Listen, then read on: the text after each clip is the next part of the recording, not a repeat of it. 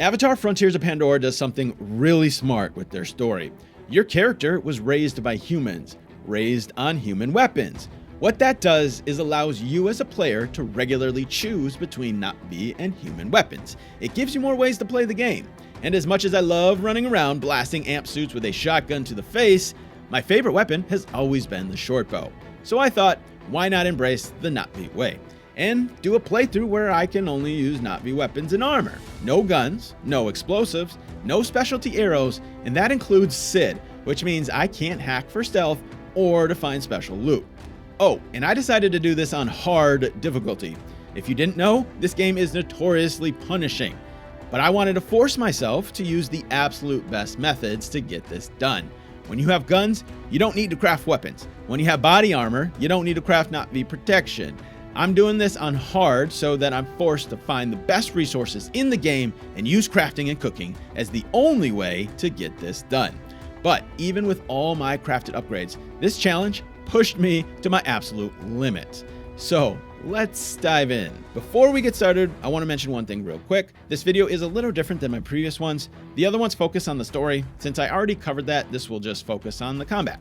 So if you are looking for the amazing story that this game provides, be sure to check those out. Also, I decided on a slightly different editing style for this. I wanted to leave most of the challenging stuff unedited, just in case someone wants to see exactly how it was done. Normally, I would edit these parts and show the action moments, but I didn't want to cut out anything, so you can see the entire process in many of these facilities. That means it's going to be longer and big gaps of me not talking and just the game audio. I try to explain my decision making before and after though, so you know my thought process throughout. But I wanted to let some of these sections just breathe without me talking, so it might feel a little different than all my previous videos. Anyway, now that you know, let's get into it. This game is so story heavy, especially in the beginning. I did not expect there to be any real challenges until I made it past the tutorial. As I was leaving the facility though, in the very beginning, I was a little concerned with how hard these bullets were hitting. I was seriously wondering if I'd actually have to do this part over. I couldn't really run faster, so there's not much more I would have been able to do anyways. Luckily I didn't have to, but it served as a good starting reminder. Bullets hurt, even if they are just coming from unarmored soldiers. A single RDA soldier can take you down in a couple shots, so it's something that I'm gonna have to look out for. There is no other combat inside the facility. The next encounter is when you are saving Sotlek, and he has you go get a Dapplefet pod to heal him. He gives you the most basic low-level longbow. Then when you head down to the river, there are 3 RDA soldiers that you need to take down. And I'd be lying if I said I felt good about things right here. When you miss a couple shots, like I do, just one soldier can bring you down pretty easily. This had me a little concerned for what was ahead. It might be harder than I thought.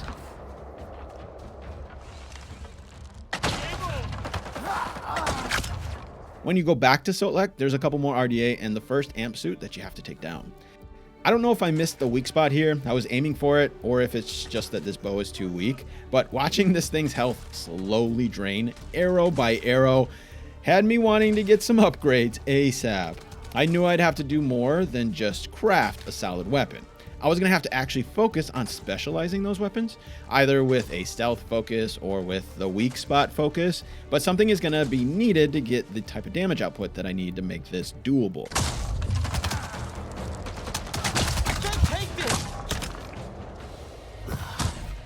Since it's so early, I stuck with the main questline so that I could get to my Ikran and open up the world as fast as I could.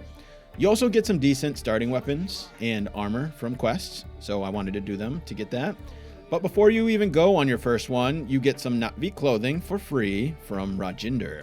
Now I was officially out of human clothing and I could not touch it anymore from this point on. But with just a total of 24 health between these two pieces, I was going to need an upgrade soon.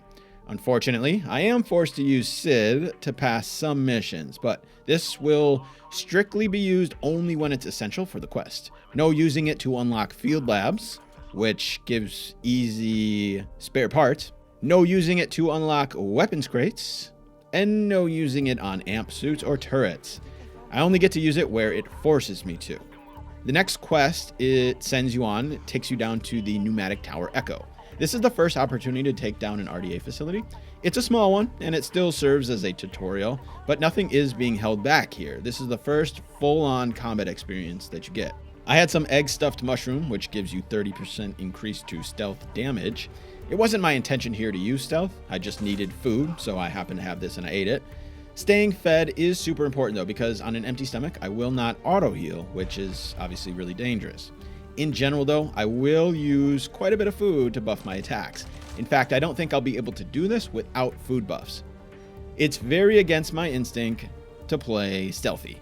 I'm a run and gun kind of player, but with how hard the RDA hits, it feels very easy to transition to a stealthy playstyle. It wasn't even intentional, it was just the most logical thing to do. So without even thinking about it, I took a more stealthy approach.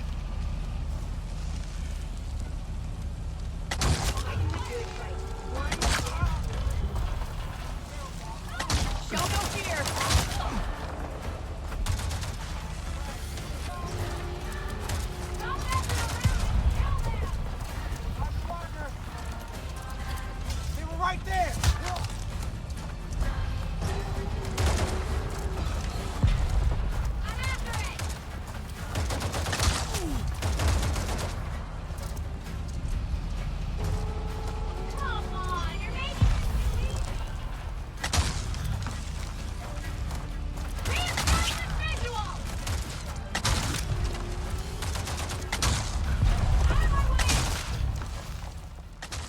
Then with all the enemies down, it's easy to finish the facility off. I got my first piece of loot, a chest guard mod, which I can't use because it's human, but I am allowing myself to turn these in as clan favors. So I'll be saving this and at least be getting something out of these. For my first skill points, I put them in Vitality 1 for an increase to base health by 30. Seems like that could go a long way when I'm trying to soak bullets. And Vigor 1, because of how important it is to stay well fed for those auto heals. The next engagement happens in the Becoming quest. After you race back to Alma, you have to fend off the RDA's incoming attack. This is where you are introduced to the staff sling, but the staff sling is using human parts in their explosives, so this weapon is off limits to me. The first time doing this, I wasn't quite sure if I actually needed to use the staff sling to be able to pass it. I thought that it might be like a requirement in order to actually finish the quest, so I did use it, but it didn't really make much of a difference. I was mostly going back to my ways of just kind of running around and trying to brute force the enemies, and that is a sure way to die, which I did, twice. The third try, I actually Googled it to see if I needed to use the sling. I couldn't find any info, but seeing as how it only says to survive the RDA assault, and the whole set strategic traps is seemingly just a suggestion, I ended up just attempting this the not V way, and I just stuck to my bow, not using the explosives. I had to go back to a more stealthy style, at least at the start. I took out the first few guys quickly.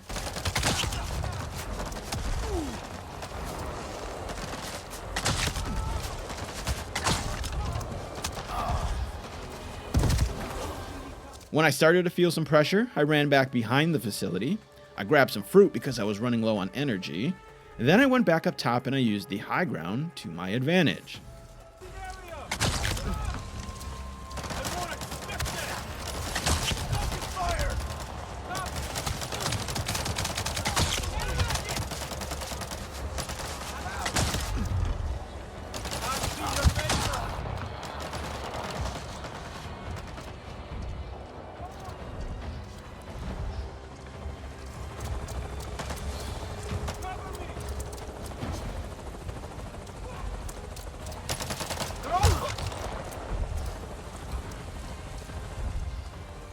The next 3 ships dropped soldiers only, no amp suits. This felt really unusual. I was certain in the past there were way more amp suits. I don't know if the game decided to handicap this quest because I already failed it twice, but it is a lot easier to face off against a bunch of soldiers than it is to face off against a bunch of amp suits. There was just this one amp suit at the very end the whole time, which had the exposed pilot, still hit hard, but that made it a lot easier to take it down. So I don't know what happened here, but passing this quest on hard was a lot easier than I remembered. No explosives required.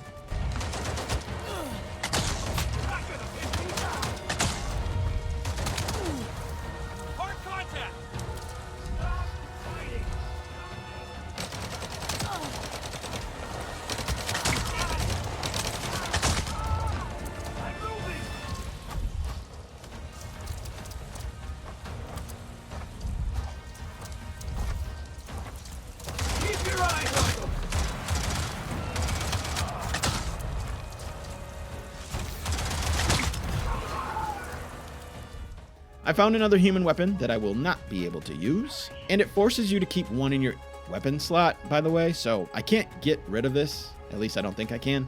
I do want to just point that out because even though I'm not using weapons, I kind of have to keep it on my character, so you'll probably see it in my inventory.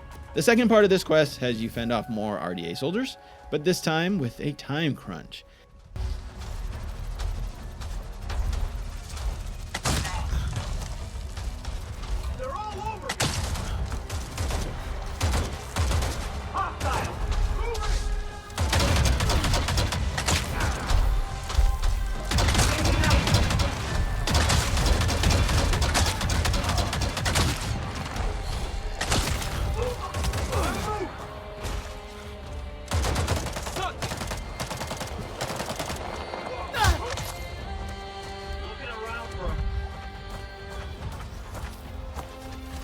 Searching for hostiles!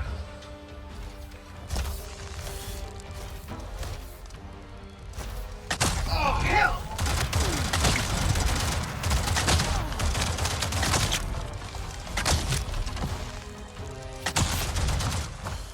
Overall, there were only like 4 or 5 enemies total, so it wasn't too difficult.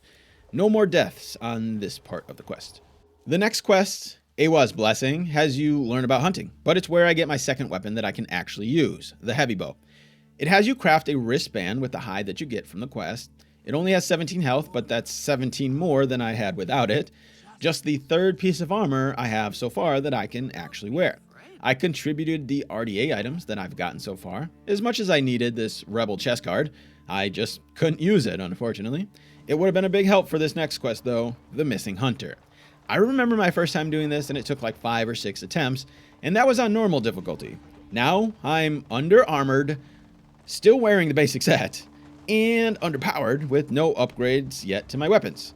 But I didn't have much for clan favor to buy something better. And I don't have an Ecron to get around, so farming resources for crafting was very time consuming. So I just went ahead and tried to beat the quest. The real challenging part to this is when you have to defend Zome. There's a time limit, it's Zome's health. Gotta do it before she dies. So you can't just do this slowly. It has to be efficient, and if using stealth, it obviously has to be quick. I was able to pump up a few more skills. The large healing pouch specifically was a big help for this one, giving you that one more slot for heals. Then I added Strength 1. It's only a 5% increase to damage, but obviously every little bit helps. I took cover behind this rock near these Dapplefet pods, or near the trees rather, so that I could get infinite heals, basically. As I slowly peeked and I took down the approaching amp suits, I just tried to heal myself as much as I could, as fast as I could.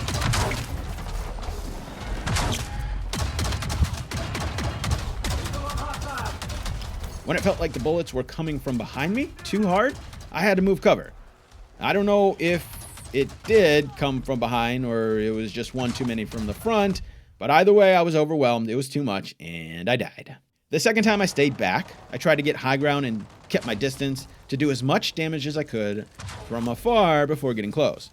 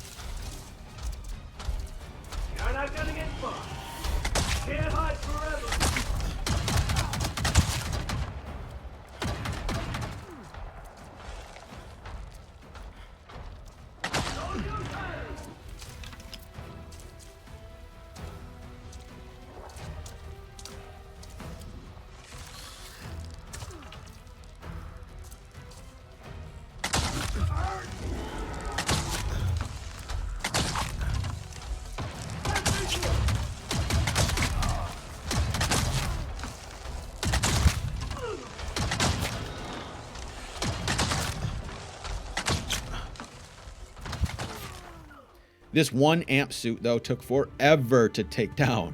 Luckily, Zome's health didn't drop too much in that amount of time. And then this next amp suit, I was waiting for him to turn back around, but of course I missed my shot. He was the only one around, though, so I could actually isolate him and take him down a little more slowly without getting shot at from a bunch of other soldiers or amp suits. Then the scorpions came in.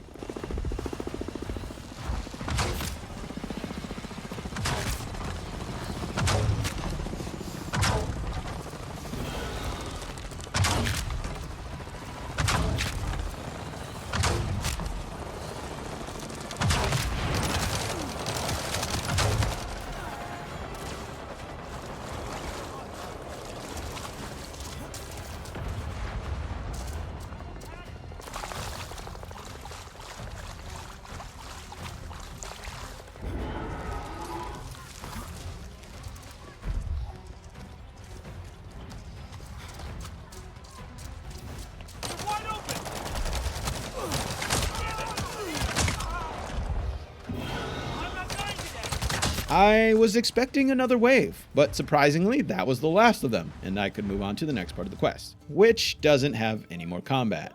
Again, it almost felt like it eased up on me a little bit the second time through. Once it was completed, though, I got an upgrade to my longbow, and I received the blazing longbow and the design for it. It does 28 compared to 16 damage, so it's a pretty good upgrade, but I'm going to need a lot more than that for some of these upcoming amp suits. Next up was the Eye of Awa quest, which takes you to Gas Harvester Alpha. I'm still following the main quest line and just relying on those upgrades that I get from that. No side questing or crafting just yet. But I was definitely starting to think about it, considering I'm still wearing the basic set of armor, and I'm already at a level 5 facility. That sort of forced me into a more stealthy attempt here, though. Still getting used to stealth, but it's kind of a necessity for me at this point. I took out the first guy, but that stealthy attempt didn't last very long when the amp soldier spotted the body.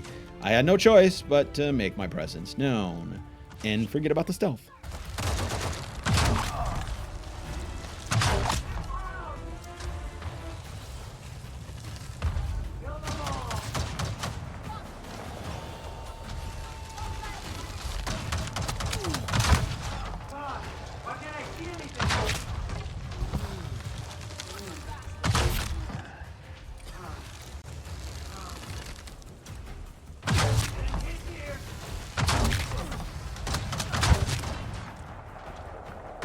This one heavily armored amp suit, though, beat me in our little game of peekaboo, and I died. These guys are hitting so hard.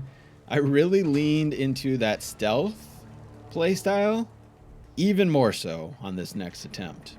I waited for the right moment, and I quickly ran down to flip the lever.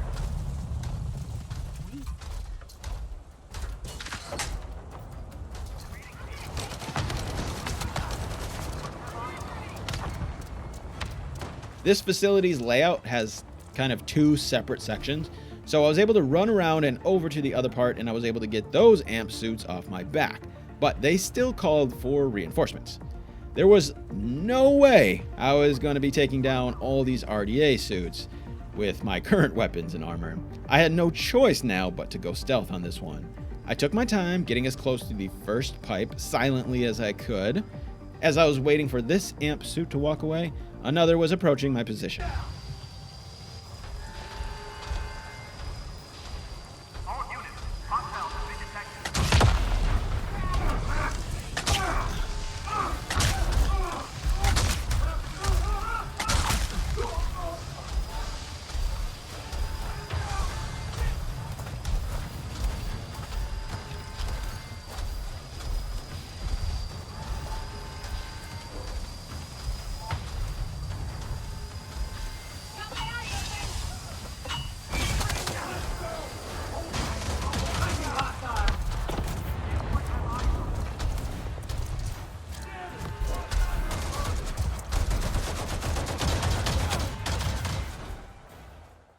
I ran around the building trying to find another silent route to the last thing that I needed.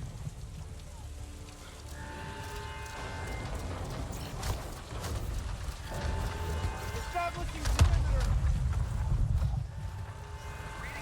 Defending position. I hid out above it, waiting patiently for my opportunity. And I completely forgot that immediately after you flip that last switch, it goes into the cutscene, which means I can use that to my advantage going forward. I can just sprint toward that last objective that I need, and it should be able to survive a couple shots before I go into the cutscene.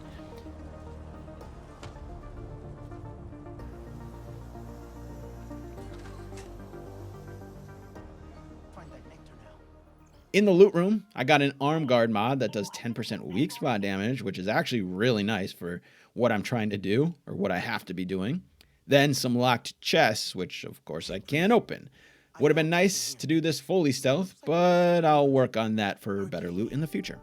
Afterwards, I found some viper wolves and I hunted them for their lean meat. Lean meat, when used in cooking, gives the fury buff, which is a flat damage increase. This will be an extremely important food for me to use, and since these were right here, I quickly stocked up on them. The next quest is the Take Flight quest. This is the one where you get your Ikron. It's an enjoyable quest, no combat, so we can just go ahead and jump to the next one.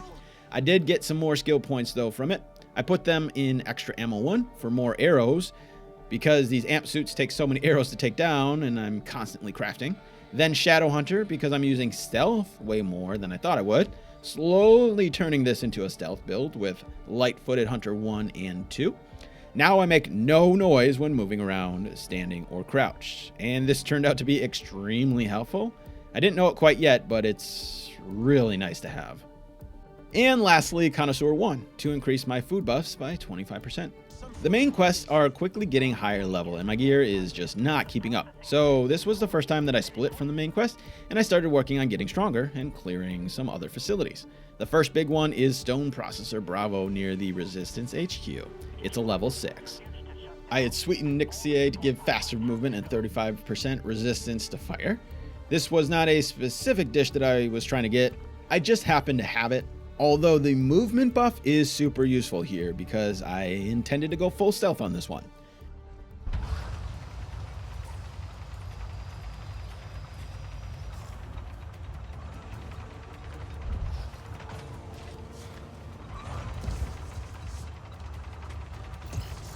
Yellow weather alert. All troops on patrol take extra caution.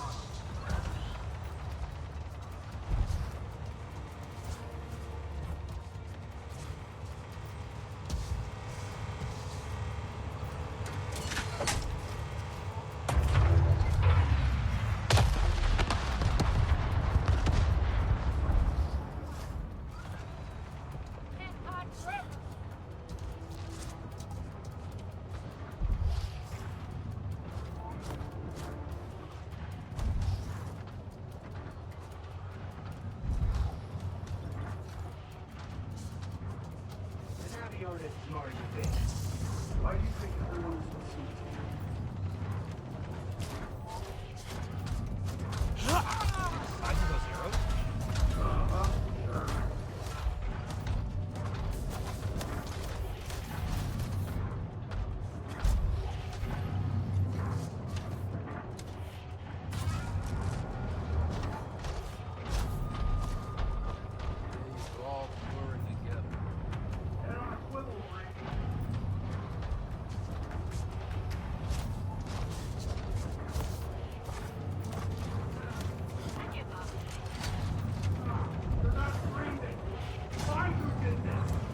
Let's get this thing. That's fine. Something is required. Checking the area.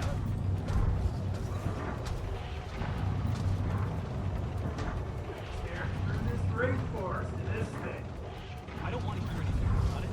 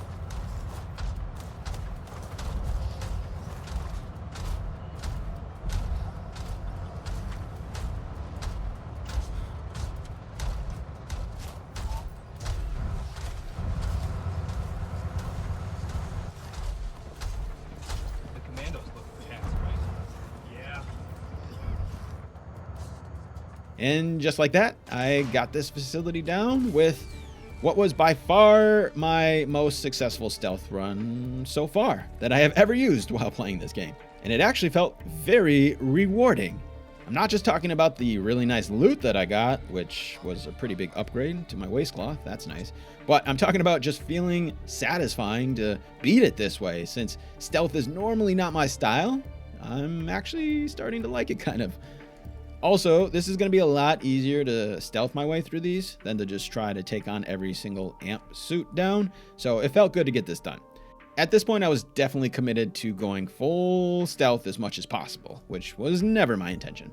And then there was one more way that I upgraded that I will continually do, the bell sprig trees. These give a small permanent increase to your base health. It's very small, but the trees are all over and it adds up. So this will be another focus of mine as a way to continue to get stronger as these challenges increase. At the start of the next quest, I was given another upgrade, this time to the heavy bow. Not a big boost, but every little bit helps. This quest usually is quite easy, but I ran into what was by far the most difficult enemies yet that I encountered on hard setting. The scorpions absolutely shred you, which I guess makes sense. I found myself having to hide just to heal, and I honestly couldn't even take enough damage to be able to land on this thing. I tried my best to use these platforms as cover. I don't have the barrel roll ability unlocked yet for my Ikran either, so this actually felt impossible. Let's use the blue. Fortunately, I was able to fly over to these other ones that are unguarded, and I was able to take those down with no issue.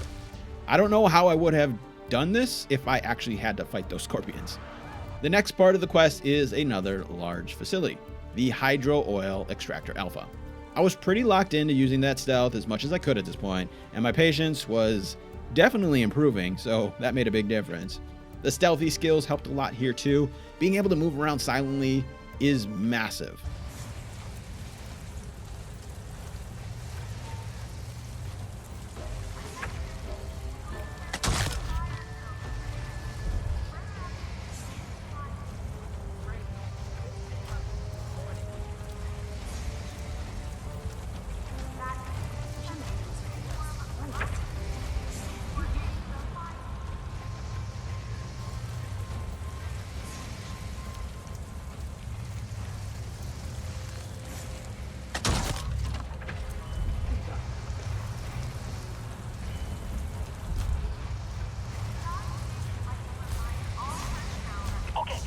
You need to take out the generators and the oil pumps.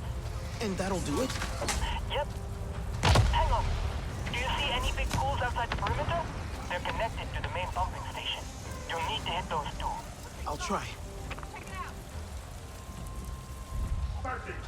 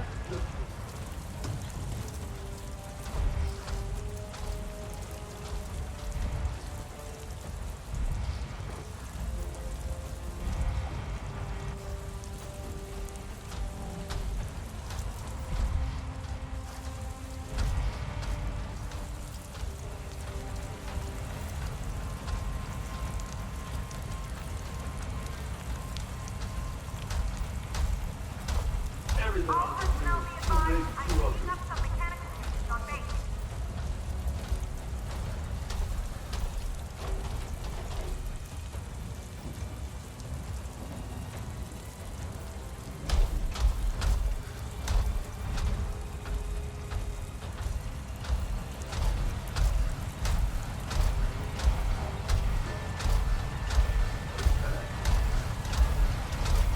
Get some!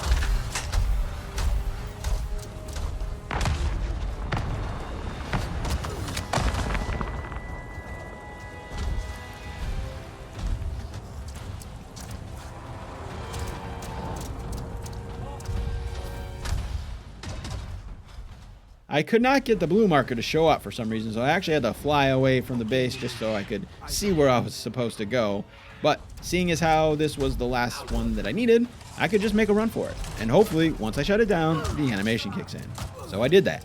But to my surprise, there was one more thing that I actually needed to do. Get to the top of the facility, but up there was another scorpion, which made it very, very difficult.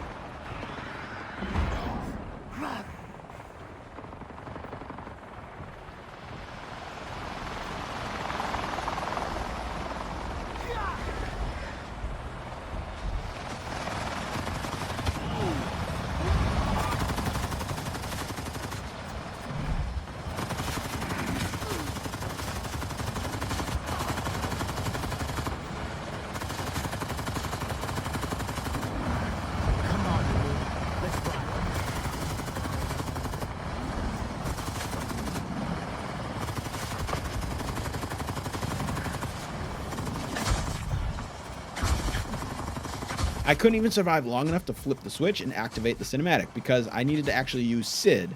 I had no choice but to actually take this thing down. Then once I did that very, very slowly, I was able to finish off the last part without any more pressure. Completing this quest got me another piece of armor, the Weaver headband. I definitely needed more upgrades, but before I started crafting, I knew that I wanted to unlock the upper planes where these Zeswa live. They will have higher quality ingredients for crafting and better things overall up that way. So no point in spending time crafting things now if I'm just going to do it again soon, even though I could definitely use it. I completed the next quest, Wandering Clan, which is what introduces you to the Zeswa and that part of the map. And another one after that, which is more about introducing you to the clan a little bit more so. But there's no combat in it. The Hunter's Hunted quest unlocks the Spear Thrower that you get for the first time. And technically, at this time, this is by far my strongest weapon, so this could come in handy. The end of the quest allows you to use your Ikron out here, so after completing that, I could now more easily farm ingredients up here. Which is exactly what I was planning on doing next. Before doing that though, I found myself a nice gift from this equipment basket at the Zeswa camp. It had a useful upgrade to my chest guard since I'm still using the basic beginner one. This was actually a really nice find. First, I got Cloud Spitter seeds so that I could craft a food with Nimble Gatherer, which gives you an increase to core stats from ingredients. It's by far the most important dish for crafting. Then off to find the first of the two ingredients that I needed. The Shaded Waterweed Bast isn't the best one that there is, but it's the best one that I know where to find it. So that's the one that I just went after. I don't even know if Exquisite exists in this particular area, but I know Superior does. And since I'm going to be upgrading again in the future, like I mentioned, I figured it'd just be easier to get the Superior one now and not spend that extra bit of time getting Exquisite. I almost forgot to eat my food first though, so I had to fast travel back to the Zeswa camp, cook my crunchy stir fry for that 30% increase to core stats from gathering, then back to the flour and get my resource. The second ingredient you need is a branch. I already know where the best branch in the main part of the game is, so I headed straight towards it. The Pale Leaf Branch, which does require a thunderstorm for perfect gathering. I could have gone to Rayloon to get the ingredients for Rayloon's fish stew, which negates weather conditions for even better numbers. But it's only a couple extra stats, so I didn't bother taking the time. The Nimble Gatherer buff is far more effective, and I have that going right now. Since I'm not using the specialty arrows, the weapon design I choose doesn't really matter much here. They all have the same result for the ones that I have. So I went with Sotlek's Lightning Bow. With my combined ingredients, I got myself a massive upgrade. This longbow is now even more powerful than my spear thrower. And of course, I had to go and test it out. I went to Oil Extractor Bravo, a level 8 facility, to test out these upgrades.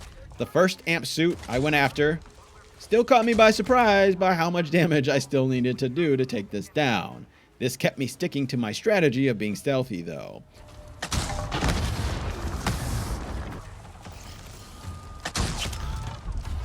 After getting to that first pipe, I forgot to shut off the electricity and it drained my food, which isn't a big deal as long as you have food on you, but you got to keep those auto heals going and that energy up. So if you don't have food, this is potentially a big problem. And I was kind of running out of it. I was able to sneak up to the second pipe without any issues and just barely able to stay out of sight. Then I made it to the third one. And since it was the last one, I didn't bother shutting off the electricity. I just finished it off and started the cutscene. Another facility down, but not the way I had expected.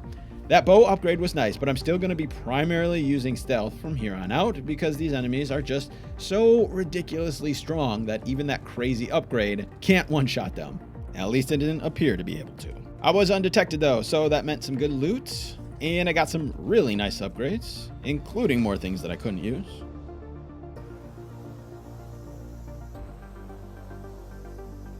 I took a look at the vendors, but nothing was standing out to me that was worth the cost. It looks as if crafting will be the only way unless I get really lucky and find something out on a quest. But that's kind of what I expected. I went after another level 8 location. A much smaller one this time, the Gas Collector Bravo. I was glad to see that I can still one-shot them with this bow if I do hit those weak spots. That made me feel better about taking these level 8 places on. But it's still very necessary to actually hit the weak spots because if not, they're still so tanky. This facility only had a few people at it, so it really wasn't that hard to finish off. And since I was leaning into the stealth play, I had to get perhaps the most important stealthy upgrade, Ghost Strike, one of the ancestor skills, which gives 30% extra stealth damage. That's huge. Now that I had my super strong bow, I continued on the main quest with the Hunter's Hunted quest. Even though I had the nice bow, the armor still needed an upgrade. Less than a minute into the quest, I died from I don't even know where the bullets were coming from. My bow here still took a few shots to take this amp suit down. That's while hitting the weak spot and with some extra stealth damage. They're still super tanky for me, which might be an issue. Then again, not much later, I died because I still didn't really have a sense of where the enemies were hitting me from. The third time, I tried getting a better position first before attacking. I took out this RDA on the high ground, and then I got an idea of where all the others were before I made my move. This time I didn't have to worry about getting shot in the back because I actually knew where my enemies were, something I should have just done the first time. My super strong bow, though, still wasn't very strong against these enemies, so I had to try my best to isolate them and fight them one-on-one, and take the high ground on them again when I could. Don't stop shooting! Run to that!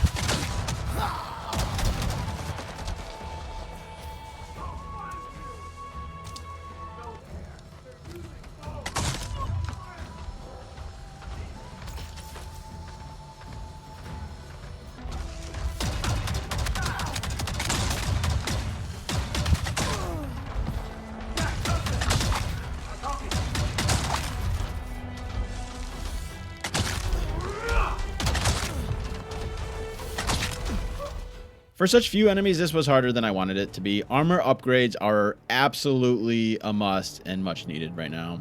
There are 2 more camps in this quest that you need to take down. The next one I went to had snipers, which hurt quite a bit. The only way to really deal with them is run around the edge of the area and hit them with your heavy bow from afar. I took cover to heal when I needed, and I tried again to isolate the amp suits and take them down one-on-one.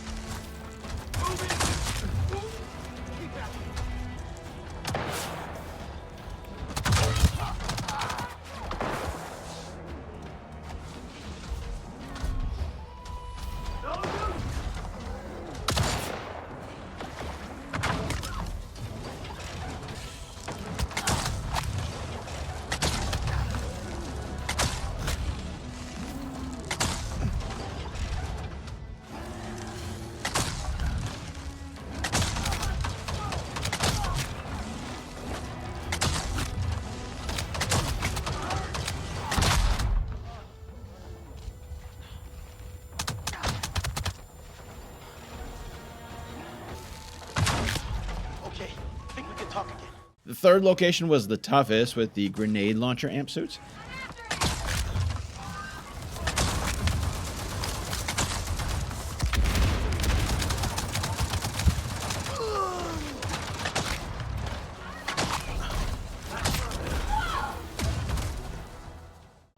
I was able to attract their attention, and they all chased me down towards the beach. I used the Dapafet pod trees nearby, and I spammed health to stay alive. Then I realized, hey, no one is guarding the base. So I sprinted around, lost their line of sight, and I went back to the unguarded camp, and I set the animals free without having to defeat the rest of the RDA, because they were all still on the beach. I got a slight upgrade to my heavy bow with the Might shot. The damage is higher, so I slotted it in, but if I use the heavy bow regularly, I'd probably keep the one with quick draw because I like that perk quite a bit for this bow. I searched for more armor upgrades, but there wasn't really anything worth the cost. The upgrades would have been pretty small compared to what I have now, and I would have used up all my clan favor, so I didn't do that. There weren't any good mods to get either at the time, and I was kind of waiting to unlock the next area to get better resources and better armor designs before I really took the time to craft anything. So even if I was really in need of leveling up and powering up and really wanting to take on a good fight, I went into the next location with the plan of sticking to stealth because I really didn't have a choice. It was the Oil Extractor Alpha. In case you didn't notice, the weather's not great out there. Be safe.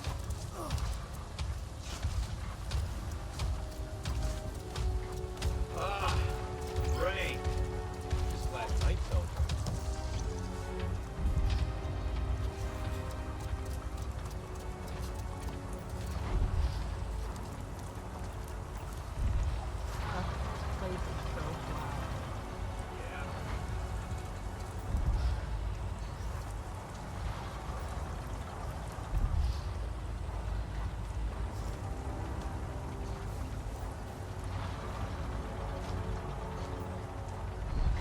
Please note that any equipment lost not on the plane will need to be logged using the relevant R290.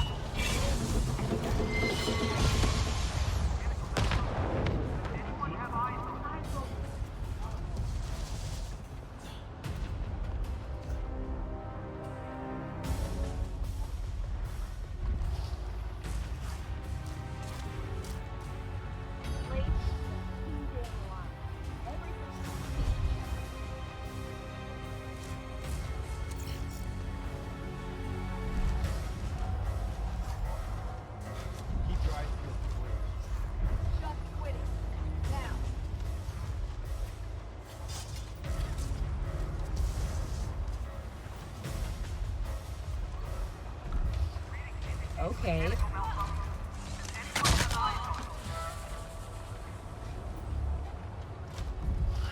There goes food here. Yep.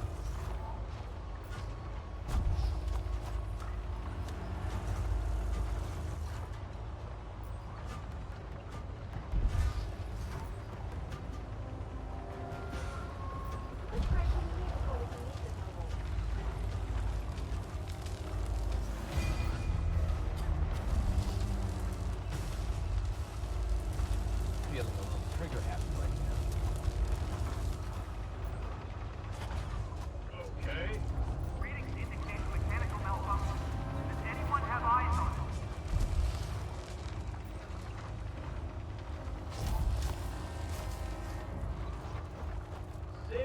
I gotta say my stealth skills are improving quite a bit though. That's primarily due to my patience improving.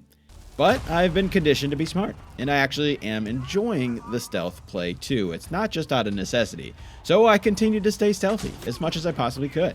After shutting down the second tank, I was spotted, and these turrets still absolutely shred you, so I had to be careful.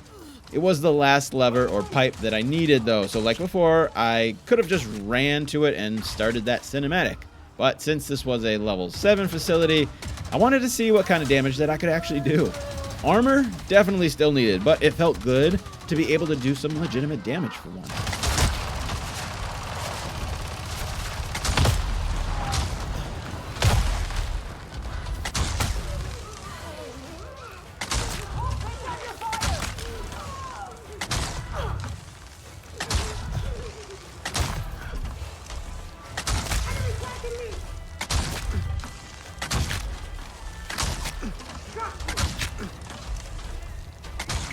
Anyway, I didn't get too carried away and go kill everyone there. I just finished off the ones that were in my way, and I headed to that last pipe to finish off this facility.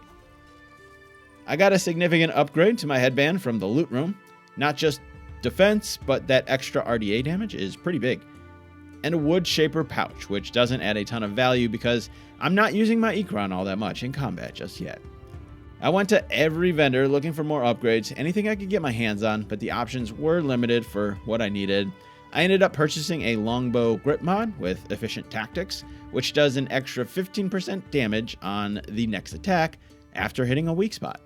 I just had the basic one on there, so it's a really nice upgrade.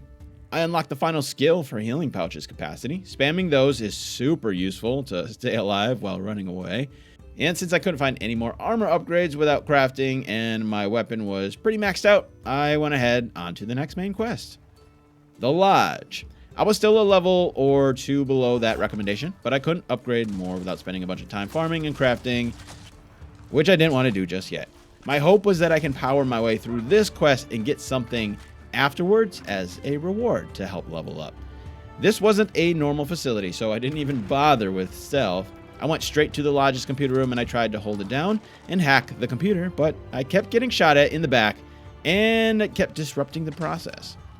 What's actually funny is that I just got this might shot longbow, which does less than half the damage that my longbow does, but this is the appropriate loot for this stage of the game. It's crazy that my bow, which does twice as much damage, still isn't exactly strong enough for these enemies. If this were on normal, my bow would be one-shotting everything. Anyway, I had trouble getting out of that room successfully. It's right here! Can't hide from me!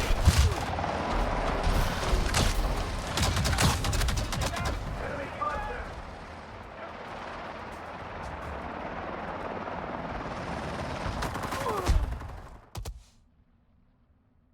So on the second attempt, I didn't barricade myself in there.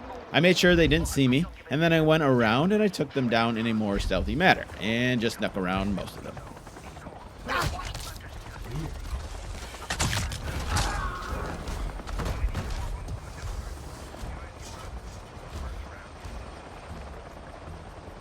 Mercer didn't sound happy. You want Harding focused on the real RDA work. Maybe her poaching will stop now?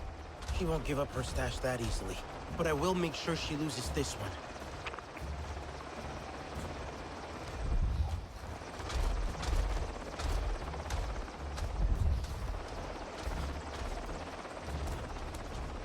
It's freezing in here. Inside, I did the same, taking out only the ones that were in my way.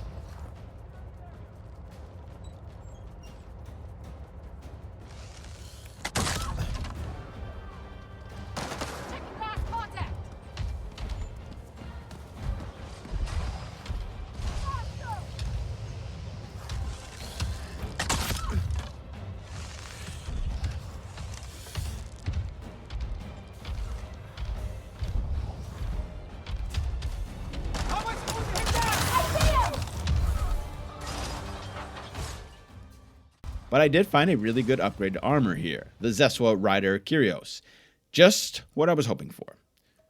I also got an exquisite bladehead horn, which I'll potentially use for crafting later. I stayed stealthy through the inside. I didn't have to engage anymore, and I finished the quest, which wasn't a whole lot longer once you get inside.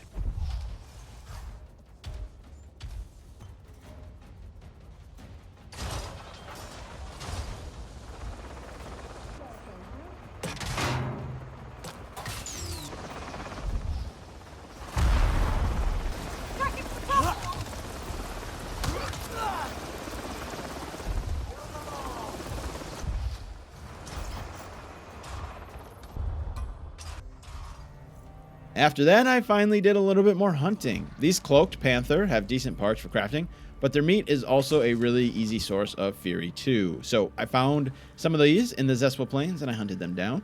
And since I'm mostly using them for their fury 2 meat, you don't really have to be concerned about getting that clean or merciful kill. So it's not a big deal if it's not a perfect takedown, because that only affects the stats for crafting and the duration of the buff, not the actual buff type when it comes to food buffs. I was in the area of a level 12, and just out of curiosity, I wanted to put my skills to the test. That was a big nope. I definitely needed more upgrades first. Wasn't going to be able to sneak my way past these much tougher facilities. I was going to actually have to level up. My arm guard seemed like an easy thing to upgrade because it was so weak, and I know where I can get the ingredients to craft it.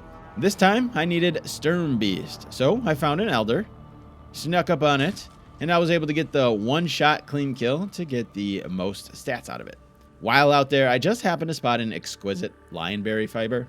This is an upgrade for the waist cloth, so I could potentially upgrade that too.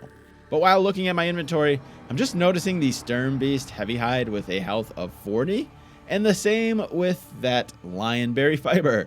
That's just one of the resources that I needed for those, but with that alone, I could craft something even stronger than what I'm currently wearing. So basically, I've been holding out on crafting for way too long for my armor because I can currently craft something significantly better and it's much needed. It's definitely time to get after some crafting. But I was itching for another fight, so instead of doing the smart thing and getting better armor, I quickly went after another level 8 facility, the Gas Extraction Plant Alpha. I am at level 8, so it wasn't that big of a deal that I held off on the armor for this one. Besides, I plan to go in on it stealthy anyways.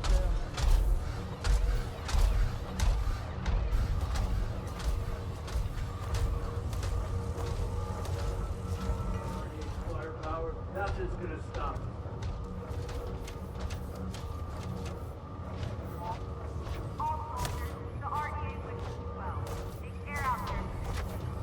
Some dumbass went for a swim. Found his rifle in his boots. Nothing else left of him.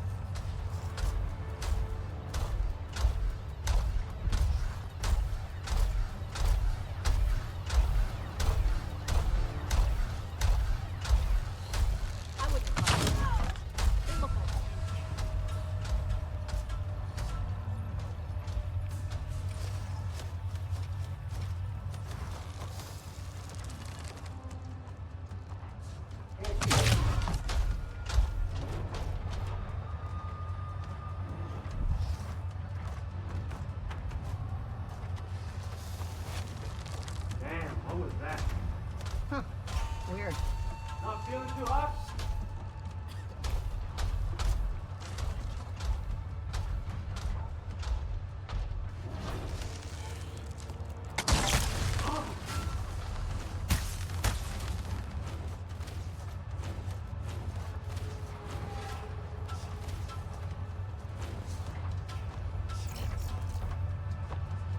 They should just bulldoze this whole place. Something tells me when things do kick off, you'll be the first to die. Come on, gotta secure the perimeter. Let's do this!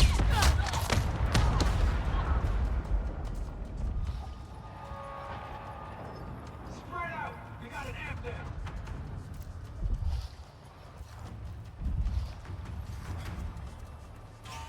Heads up, I think something's out there.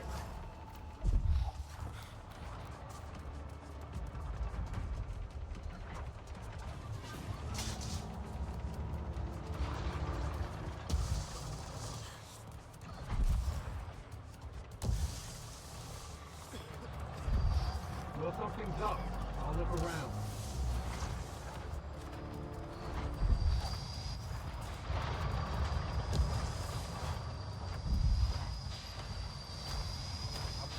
We should have planned it. Okay.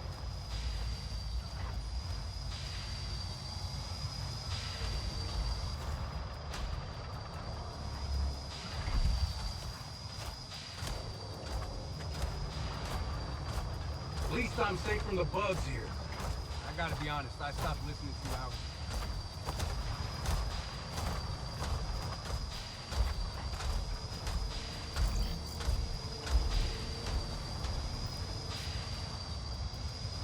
You'd think an alien moon would be more exciting than this.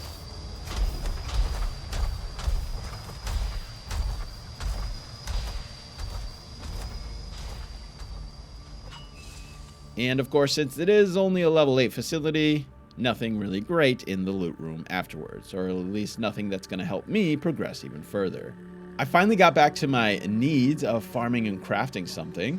I didn't want to do a whole armor set, so I just chose a couple of things based on what resources that I already had to save a little time. For example, I already had that lineberry fiber that I found, and a good tooth, so I didn't even need to farm things for this dire waste wrap. Going from 33 to 80 is a crazy big jump, one I should have definitely done sooner. And this could have been even higher if I put more effort into getting higher quality resources, but I was pretty content with this for now. Then the other piece I wanted to craft was the Akru's arm guard, but I still needed good bark. I headed towards the blood leaf trees to get that bark and made sure to track down the exquisite, which only grows in specific spots near the great arches. I combined that with the cloaked panther light hide for another significant upgrade. I went to complete the next main quest, which doesn't have any combat, so no challenges getting through it. But as the quests progress, the recommended level keeps going up, so it instantly started making me feel like my level was falling behind, even though I didn't fight anyone in the last one. I searched for more upgrades. I needed moss from these petrified trees, but unfortunately they were bugged. You can't seem to pick the exquisite ones, and this does seem to be a common issue for a lot of people, not just a situation where it wasn't blooming. This does appear to be an actual bug, unfortunately. Eventually I just settled for the superior. It still gave me a solid upgrade to my chest guard, which is what I was trying to use it for.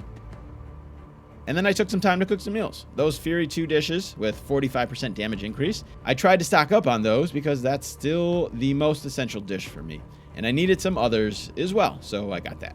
But I spent a lot of time upgrading and preparing for much tougher fights. I felt pretty good about my current level and strength, even if it was technically still under the recommendation. It always feels impossible to get at that level.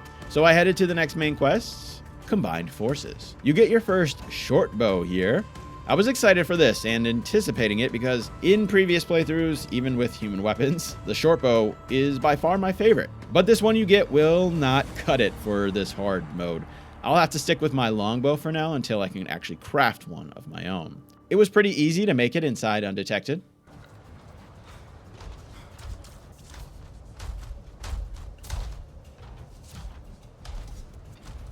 Weird, but probably.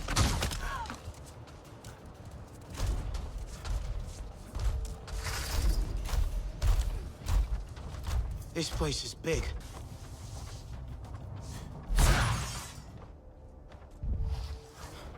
Okay, I'm in. Fight well and join us in victory. It separates the valves you need to turn off into separate smaller rooms, which actually makes it easier to sneak around. So, like before, I stuck to my strategy of taking out the non-amp suits first and just trying to get those weak spots on the amp suits, or to isolate them into 1v1s.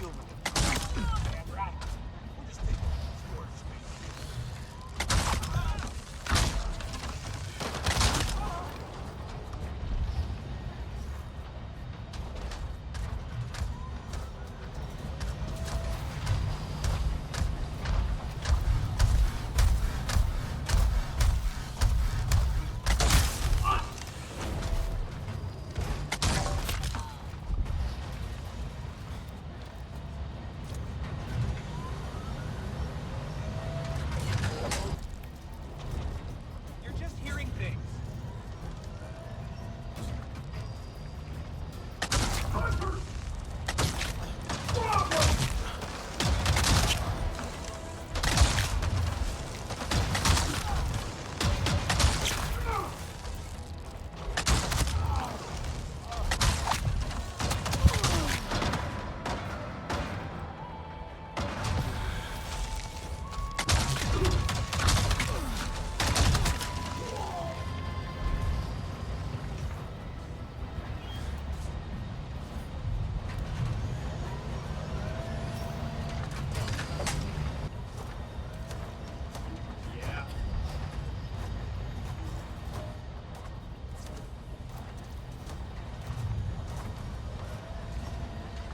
When are they gonna get it? There's no hours now.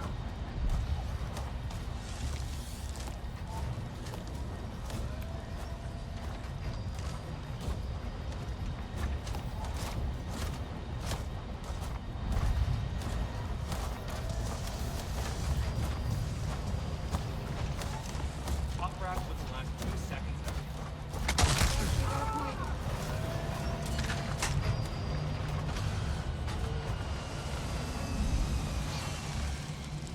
Whoa! Arrows incoming! Regrouping!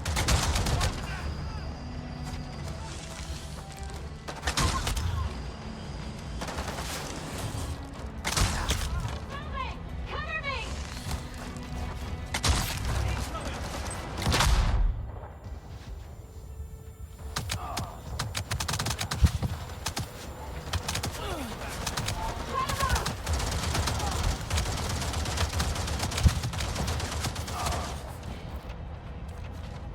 I've lost them!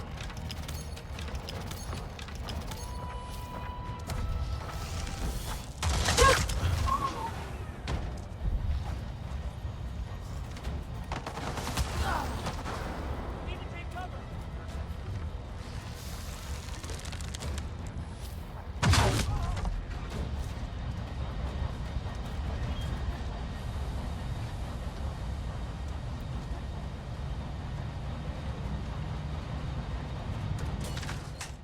After making it through those rooms, I found another really nice upgrade. Then it traps you in another room where you have to survive. I stayed up high until the amp suits were down, then cleared out the easier on-foot enemies after.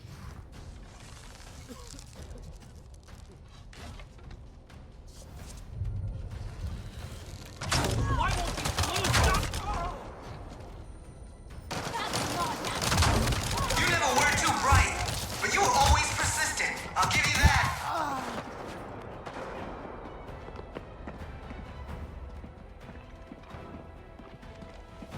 Where did it go? Let me down! Throwing a flank.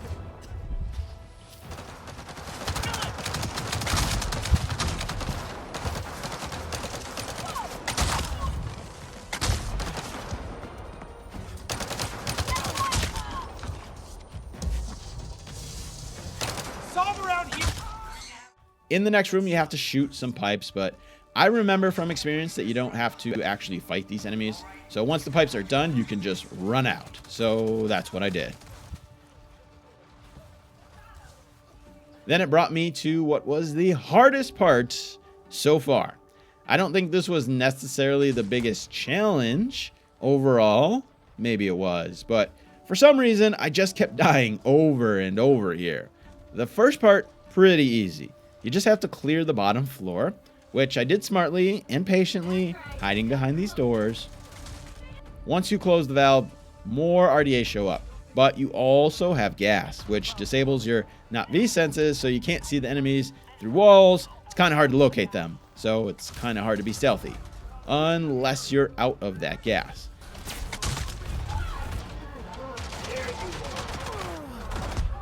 So my first death, I wasn't aware that the enemies were above me and I got shot in the head. On the second attempt, I ran all the way up and I tried to get the high ground. All was going well. I got the third valve and I tried to close it. You have a tiny window of invulnerability while it does this action, but afterwards you take fire. So I spammed the heals. Luckily, I got it off and then ran. I got to the computer terminal. Then you have to go back into the room and shoot the pressure valves. But the room is loaded with amp suits now. What I didn't realize is that they can actually follow you all the way back into this room, where I thought I was safe. I was not, so I died.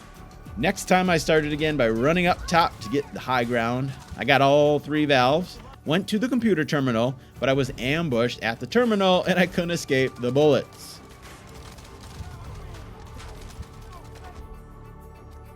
On the next attempt, I couldn't get the heals off at that third valve.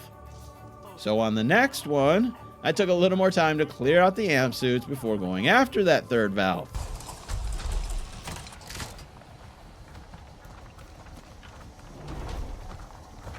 Yeah, for real.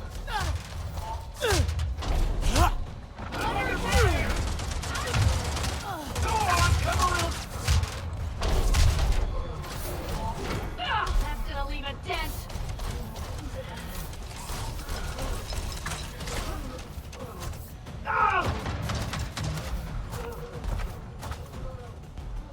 God, that stinks!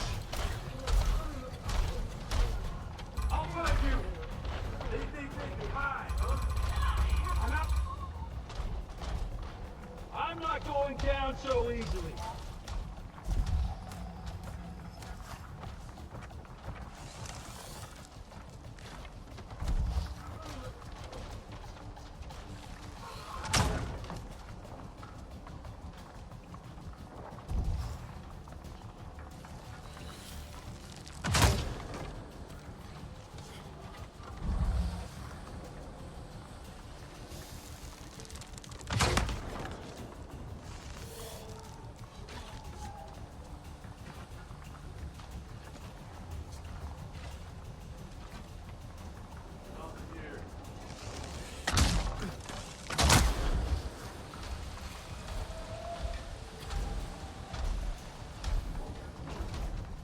Hello? Anyone there? I'm taking hits!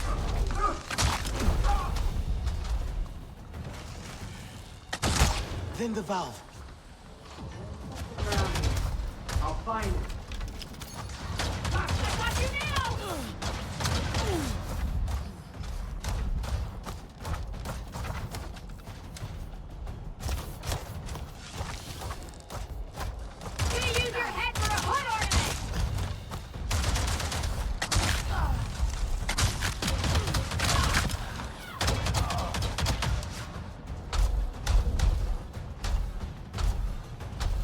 I know you're still here.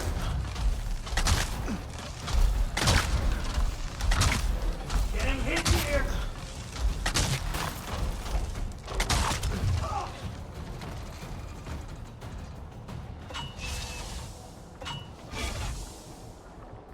There's a lot of gas. Oh, the control room. Yes, you can vent the gas from there. Run!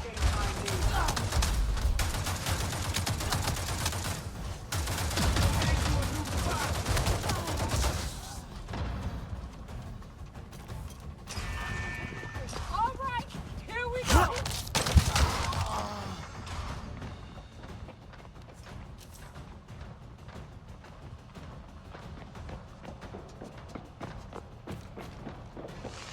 Nothing's getting past us. Nearly got me.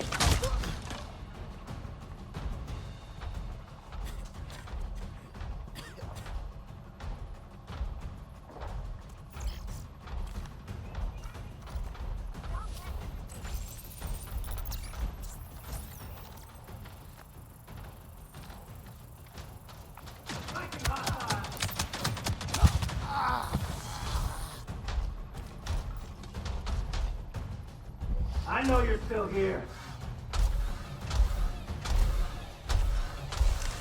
Nothing's getting by me. Getting hit here.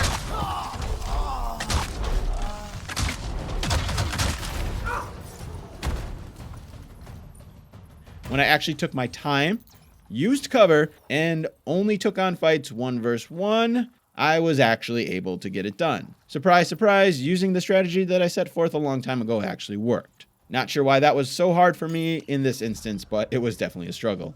For the rest of the quests, it was fairly easy, nothing compared to what I just went through. Just had to take down a couple more amp suits, which are easy enough to get down, and then destroy these last couple things, and then I passed the quest. So the rest of it, I got through in 1 try. However, that effort paid off with my first piece of exquisite armor, the Kite Builder Waistguard. That extra weak spot damage really is what I'm most excited about on this. Then while looking through my inventory, I noticed another upgrade. Not sure if I got this from the quest or where it actually came from, but it was a slight upgrade to my headguard, so I'll take it. I was pretty maxed out in terms of weapons and armor without getting to the Kame'tire part, so I continued into the next mission, which was still almost 2 levels higher than me at 12. Victory Celebration is when Mercer attacks the Resistance HQ, and you get captured in the process. You lose your weapon, so you're forced to go into stealth to get out. Good thing I had a little practice. Then this next area is a bit more challenging, but I remember this from past playthroughs. Since my stealth skills have been improved significantly, I was able to manage this fairly well. Need some action.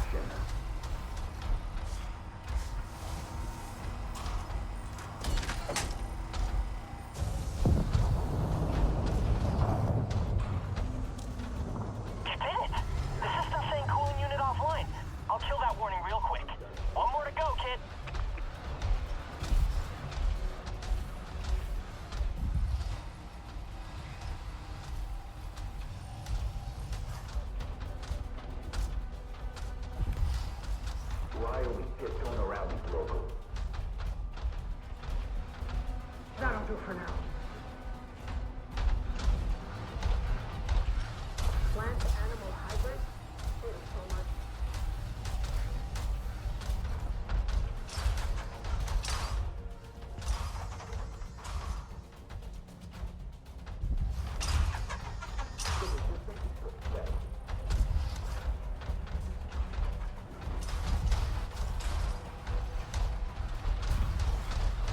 Pathetic.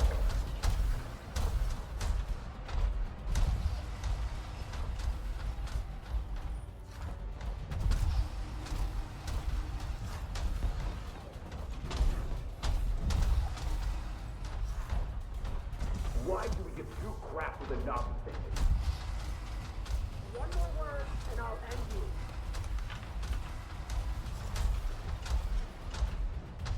Hate wearing these extra packs all the time.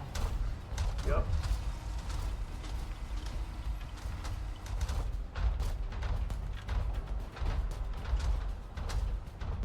When is your shift over?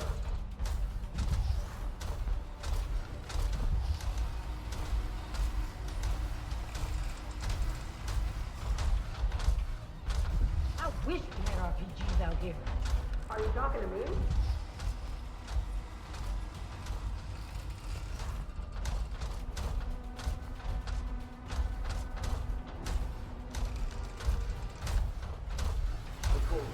What a waste of time.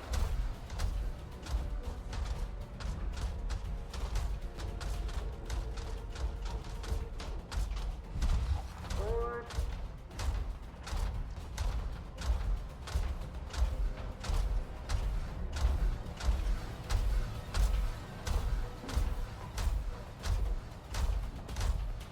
Need some action.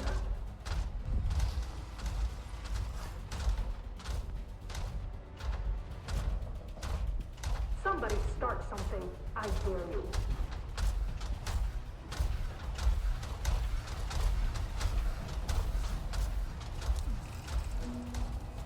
I hate all this bleeding.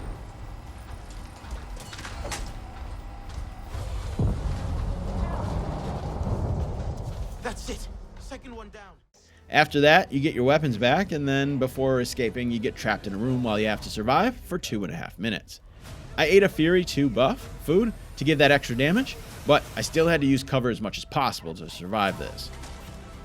There was only that one way up for those amp suits, so I was able to use these crates as cover for the majority of it, and just keep an eye on that door in the distance for any soldiers coming out of it. But this close quarters made surviving this long pretty difficult.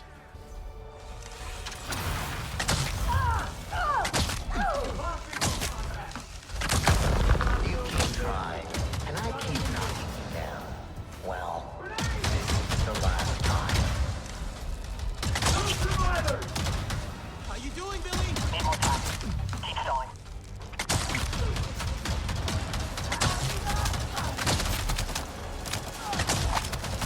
Give up.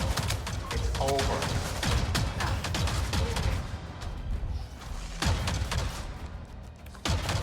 Taking a lot of damage.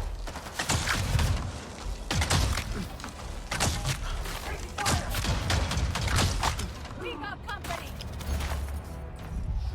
Hold on a bit longer. Making progress. Hurry!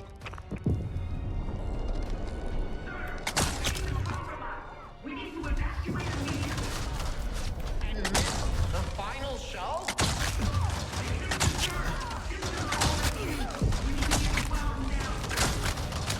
Fine. Go to evac. This is where our paths diverge for the last time. You're screwed by your own sabotage. I couldn't have picked a better way for you to go.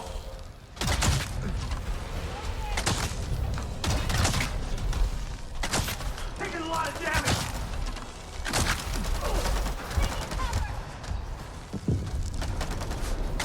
Finding enemy.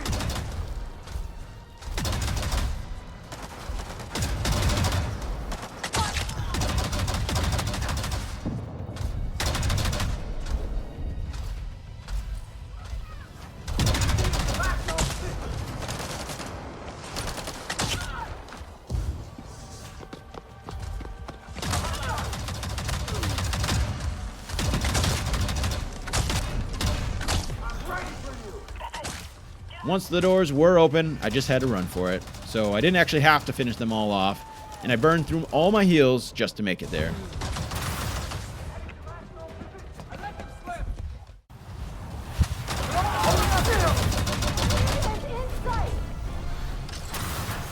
I'm ready for you. Roger, Wilco. Get going already. After that, you escape the facility, then you just have to run away. So there's no more combat for this quest after that part.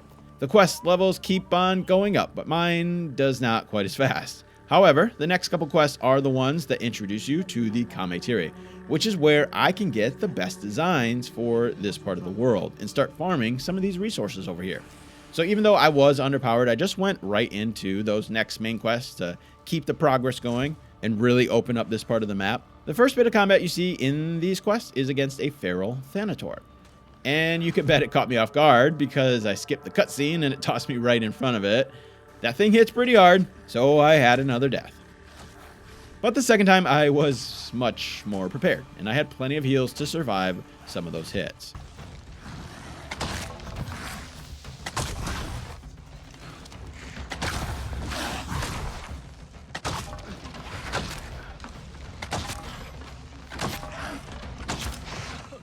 Once that quest is done, it leads you to the Kame'tire home, where I can finally get the best designs. I then unlocked Vitality 3 to get my base health up by 90, because that's still an area of need. And I finally headed back to Resistance HQ, and I got the best weapon designs from Sotlek. But I noticed he had a short bow that I could purchase that was already really strong. This was better than my current bow, and I've barely used any duty rosters yet on anything, so I definitely have enough to buy it. The design gets me up to 167, but that would require 3 perfect ingredients. So I decided to save myself some time of farming those things and just go with this bow for now. I added this warrior string shortbow mod that I got from the last quest for an additional 18% RDA damage as well. And I went to every vendor searching for a suitable hand grip mod to fully max this thing's potential. And I got an 18% weak spot damage one to make it even more powerful. I was leaning heavily into the weak spot damage buffs. I had a slightly better chest guard that I could use, but I would lose out on 15% weak spot damage, and that probably would not have been worth it. The exquisite waistcloth I have also gave me 15% weak spot damage, so I was set to take down these amp suits as long as I could actually hit those weak spots. I was itching to test out this new bow, so I went to the nearest facility to see what I could do. Drill Outpost Alpha. As much as I wanted to let loose, I am completely conditioned now to remain stealthy, so I held back at the start.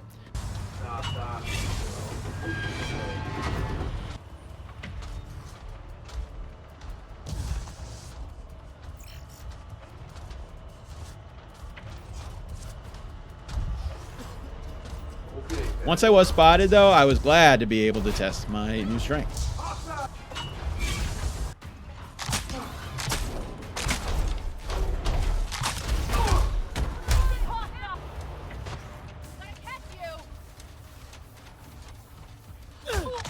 They gotta be somewhere.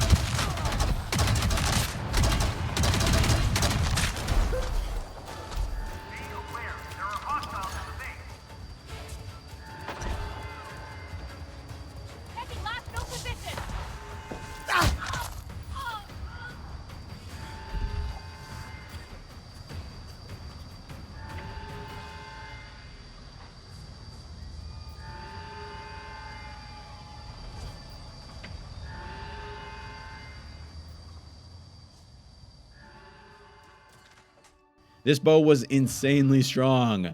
This was the first time I actually felt my weapons were stronger than they needed to be.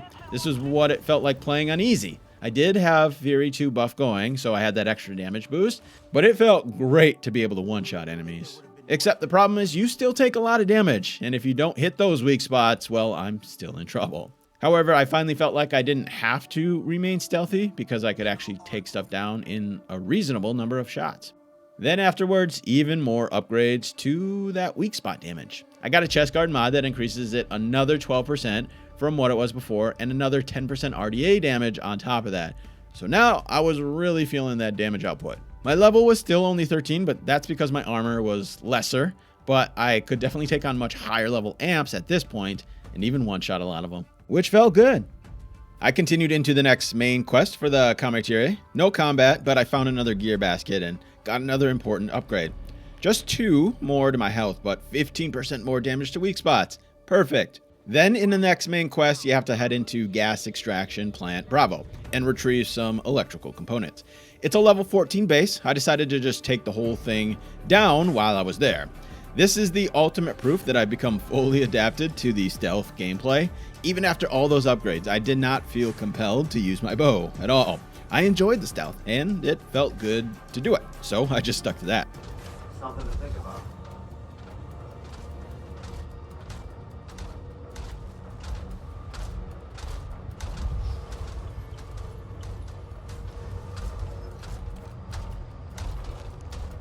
Not enjoying being out here. New recruits flying in from headquarters today. Make you feel welcome.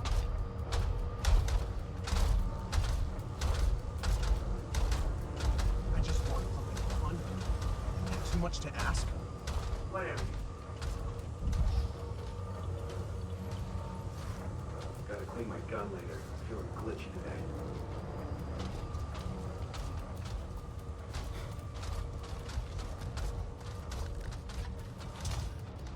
Don't worry. I hope my rocket launcher fits you.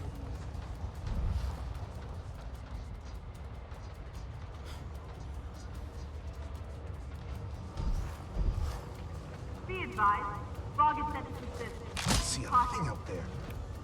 Your eyes.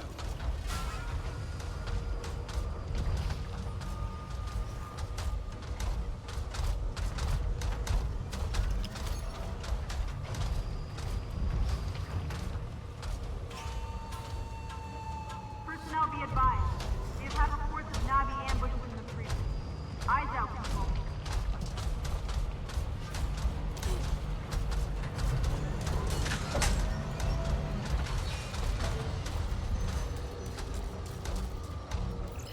I think we got fog coming in. It's getting dark out there. Angry skies out there. Be advised.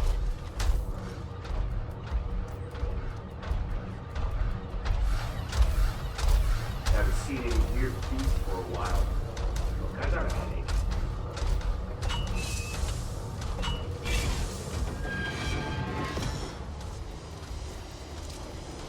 Give up now. You can't win.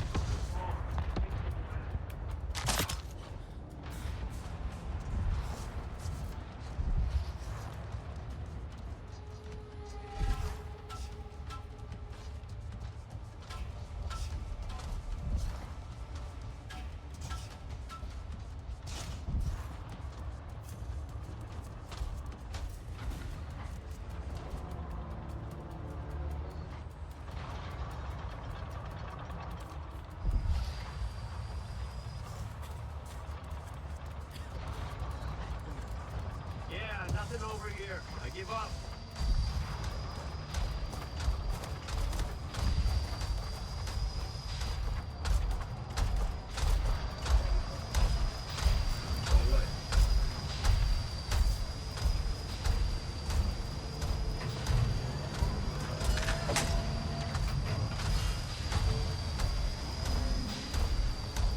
At least the pay is good.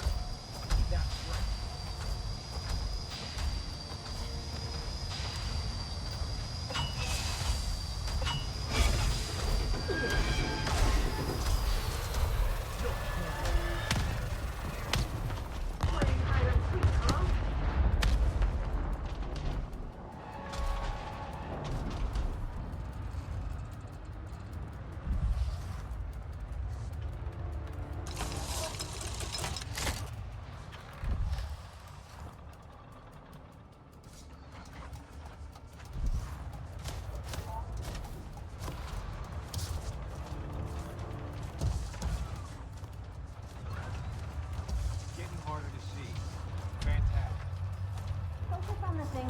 to kill us, all right?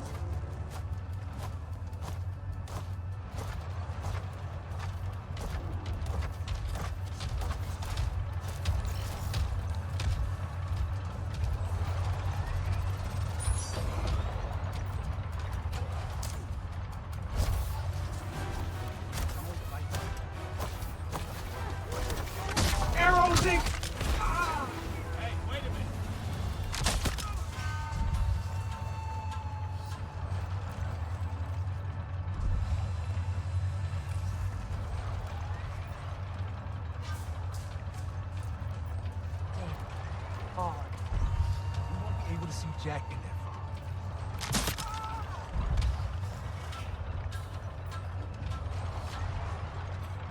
I need lunch. Or a good fight. Something to sink my teeth into. Agreed.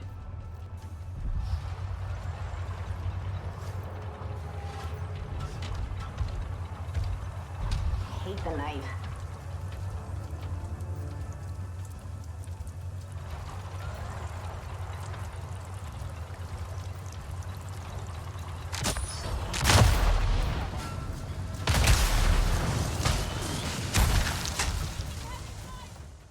Another weak spot upgraded by 10% more from the loot room in this mod. I was now at 98% weak spot damage and 76% stealth damage, which is exactly why I can one-shot these tougher amps as long as I'm sneaking and hitting those weak spots. Now I just had to test my new upgrades. I headed to the horizontal miner alpha with a much less stealthy approach in mind. Another reminder though that I'm not invincible and bullets still hurt a lot. So even though my weapon is super powerful, stealth still has its place, very much so. On the second attempt, things went much cleaner. Notice to all personnel. It is your responsibility to check your safety equipment is operational before return.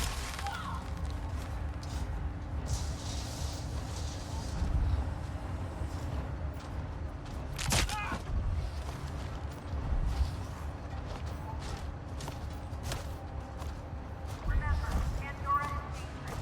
Look out for your squad. I'm in their sight!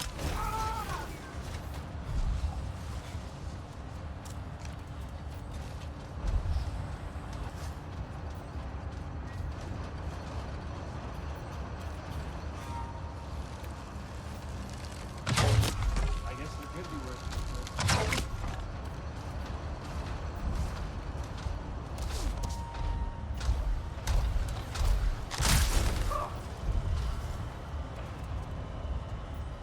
If this is the theater of war, I'm the director. Don't let the weather dampen your spirits. Go out there and bag of blue.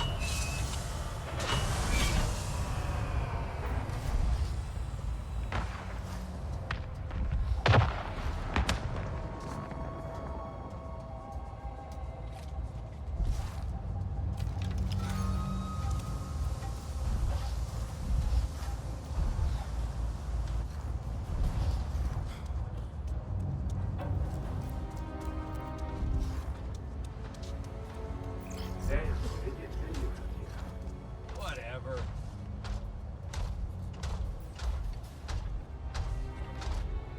They're shooting at me!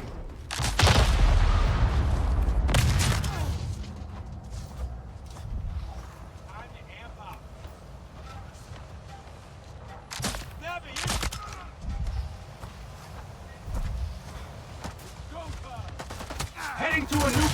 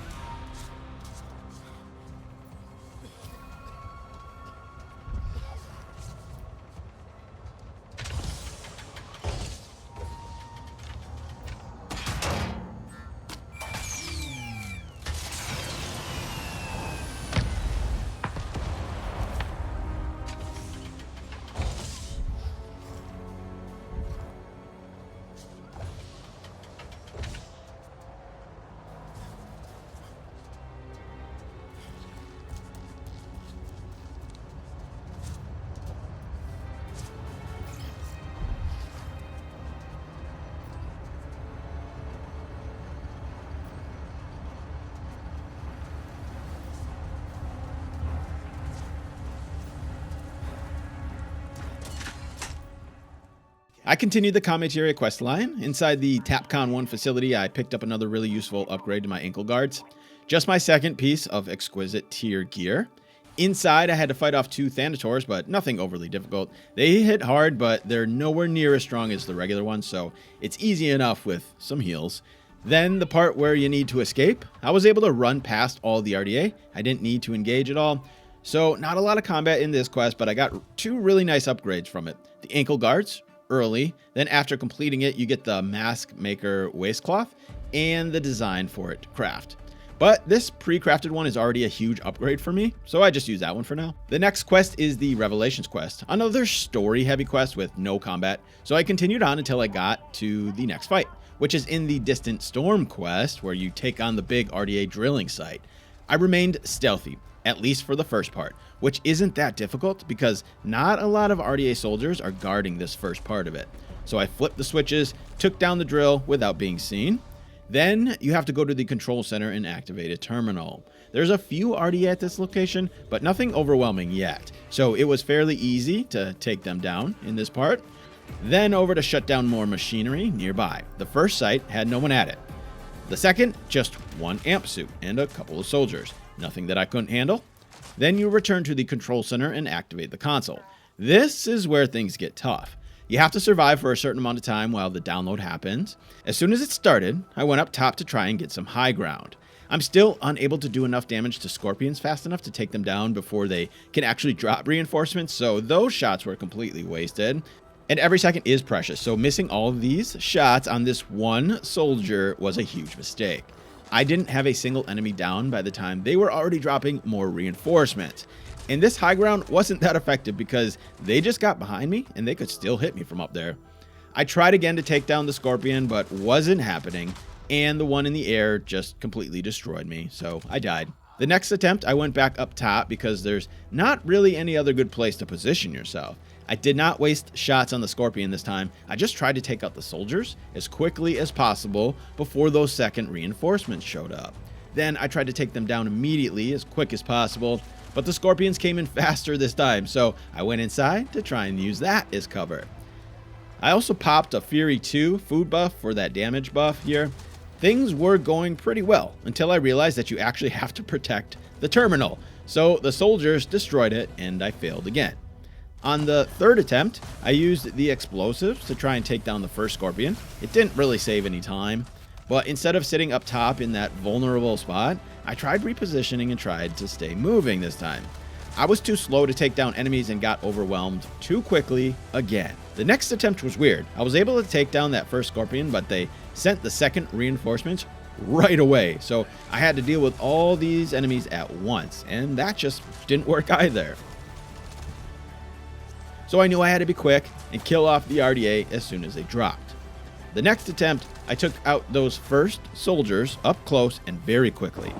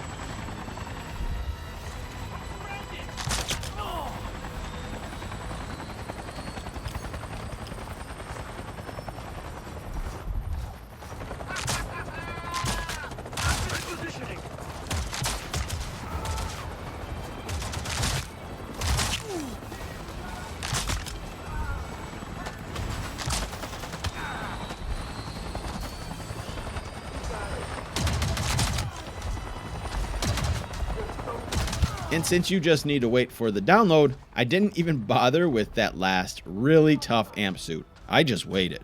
And finally, I finished the quest. That definitely was one of the toughest quests so far, if not the toughest that I've had to do, which probably meant that I was in need of more upgrades real soon. I had 12 skill points, so I dumped those into things to improve a bit. Base damage increase and the short bow expert will give a really nice boost to damage. And like always, I wanted to see what these newer improvements could do for me. So I headed to an easier base to make myself feel better about myself after dying so many times on the last location. Steam Outpost Brava, a level 14 site. Except I was reminded that turrets still hurt really, really bad, so my damage is solid, but armor is definitely needed for upgrades. The second time through though, I just made sure to take out or avoid the thing that was still causing me problems, those turrets. The amp suits on the other hand, I could take down without much problem.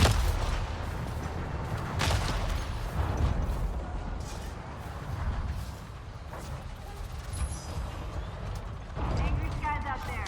Be advised. Climb on Pandora, baby.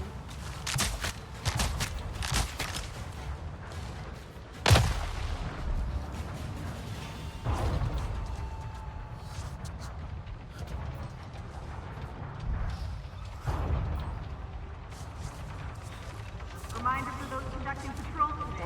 Always.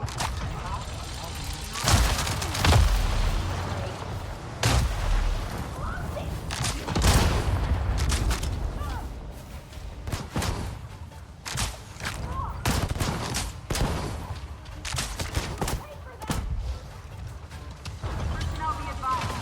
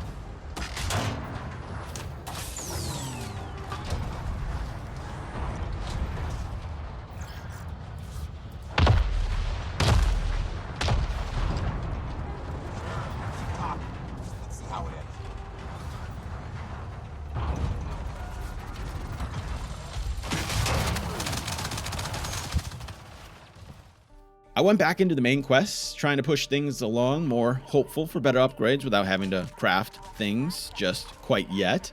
Rising pressure quest leads you to fight some RDA who are also fighting against Thanators. This worked to my advantage as a good distraction, made things really easy. The next part of the quest, there's a few more amp suits to take down. They're starting to get quite a bit tougher, though. There isn't an overwhelming number here, so getting past them wasn't too difficult with patience, and trying my best to hit those weak spots, of course, and use stealth as always now when I can. Also, I have a Fury buff going here, but the third part of the quest starts getting a little crazy. Not a ton of spots to hide, so I did my best to dwindle them down from a safe distance. That did not work. So the second time I tried to get up close and be stealthy, eventually remembering and realizing that I just needed to destroy the fuel barrels and generators. You don't actually need to eliminate all the enemies. Sometimes I just can't help myself though. I also had easy access to Dapofet pods down on the river, so it was simply about movement. Run around, heal, shoot the stuff, and only fight the RDA if I absolutely have to. Which I think I accidentally finished them all off anyways. On the next part, everyone is spread out, so it's fairly easy to be sneaky and then take them down one by one, as you're trying to help Priya and the others who are hiding in a cave.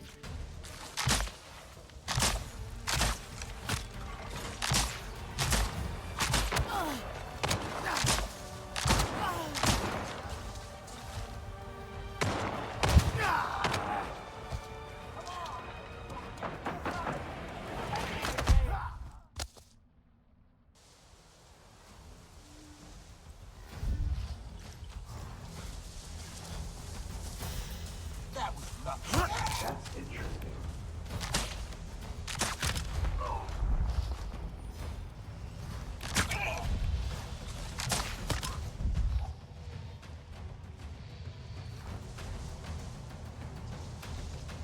Sometimes I miss bullets, but...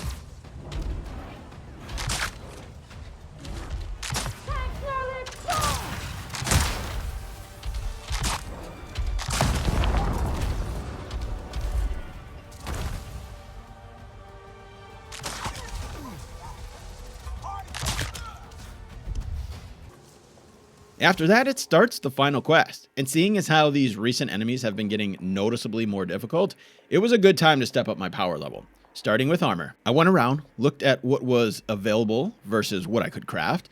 I didn't want to spend too much time crafting every single armor piece that I possibly could, just what I was missing out on to fill in the gaps to where I needed to level up a little bit more. So I needed a headpiece, a chest, and a wrist guard upgrades, and maybe a better bow. I decided on the Unilux pre-crafted headguard from Unilux himself. It's nice because I don't lose out on the 15% weak spot damage from my previous one. For the other things, I wanted to craft them. For Unilux cape, I needed moss, a tooth, and a frillstone cone. I didn't particularly care for the 10% stealth that it gave, but this one is the strongest that I have before the DLC, so it's the one that I ended up going with. At first, I wanted to go after a pale fire seed. Those are what give you the Nimble Gathering 3 buff. Up until now, I had just been using the Nimble 2 because it's so much easier to get. For this, though, you need to wait until a thunderstorm, then wait until it strikes the plants next to you, sets it on fire. Then it will turn the regular ones into pale ones. But alternatively, there is a trick that you can do. You can use the lightning shotgun to turn these into pale fire seeds yourself. However, I can't use shotguns or even lightning arrows in this playthrough because those are human weapons.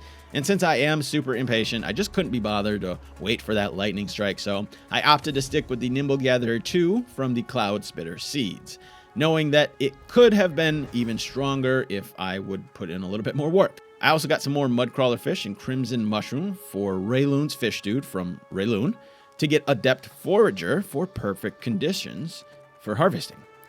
First up, Trail Moss. A lot of these resources I have gotten before in past playthroughs, but the Hunter's Guide is straightforward, so even for the ones that I wasn't familiar with, it doesn't really take all that long for me to find this stuff. The Trail Moss came out at 108. I had to fight some Thanators to get the Frill Stem Cone. Thankfully, they were feral, so much less difficult than the original ones. The Cone came out at 86, and the Cloud Pine Bark came out at 86 as well, which was for Unilux Cuff. But since I had the 2 buffs for picking ingredients, I got all the things that I needed right now. The next parts I needed were animal parts, so I went to Novao to buy some food for Tracker's Boon, which gives damage increase to wildlife. For the tooth and hide, I needed a Thanator.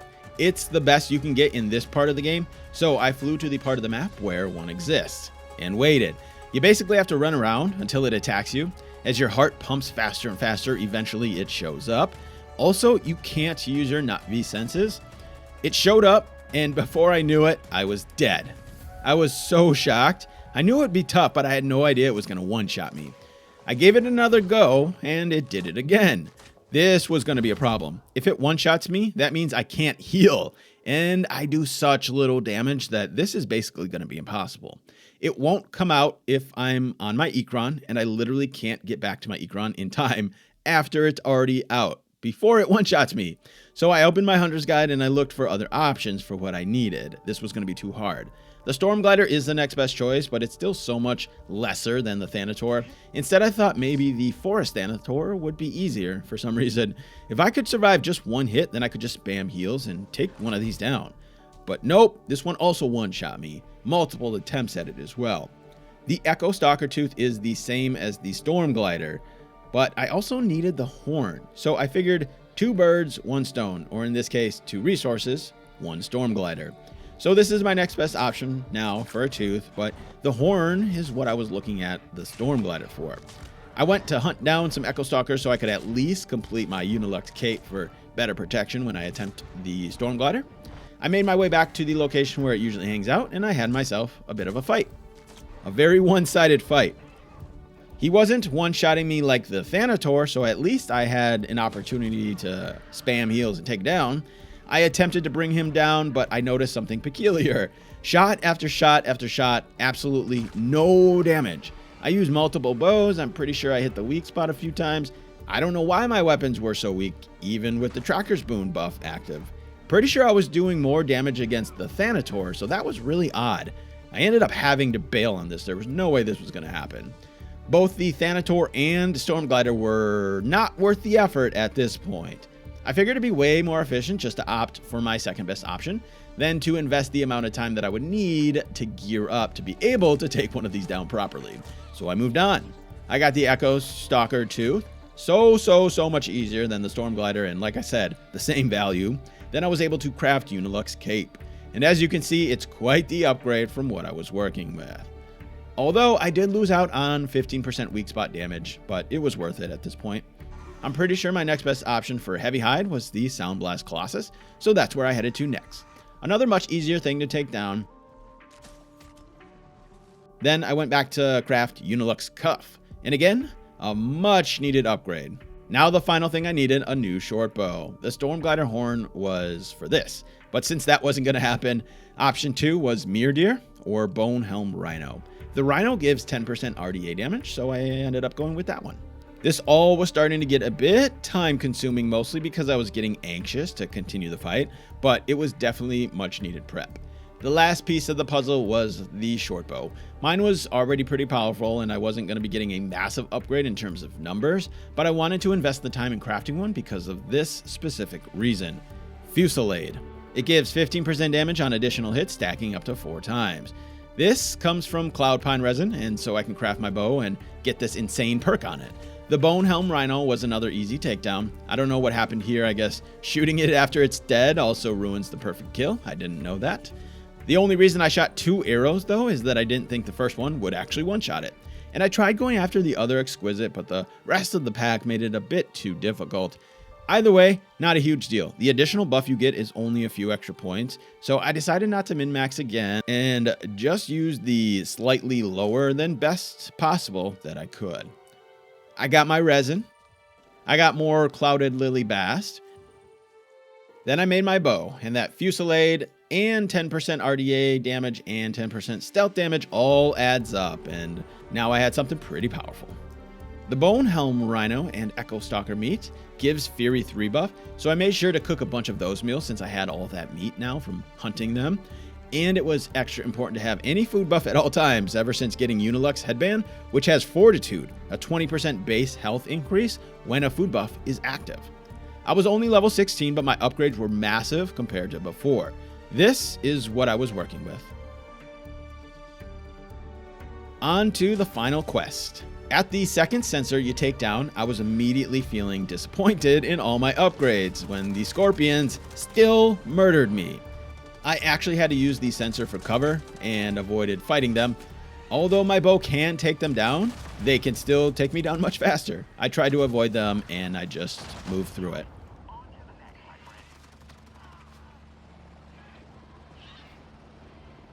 It gets pretty crazy at the next part and I had trouble avoiding their firepower. Doing the takedowns actually works against me because it puts me in a vulnerable spot from other RDA. So I died. When it restarted me, it put me on foot this time, so I just kind of went with that.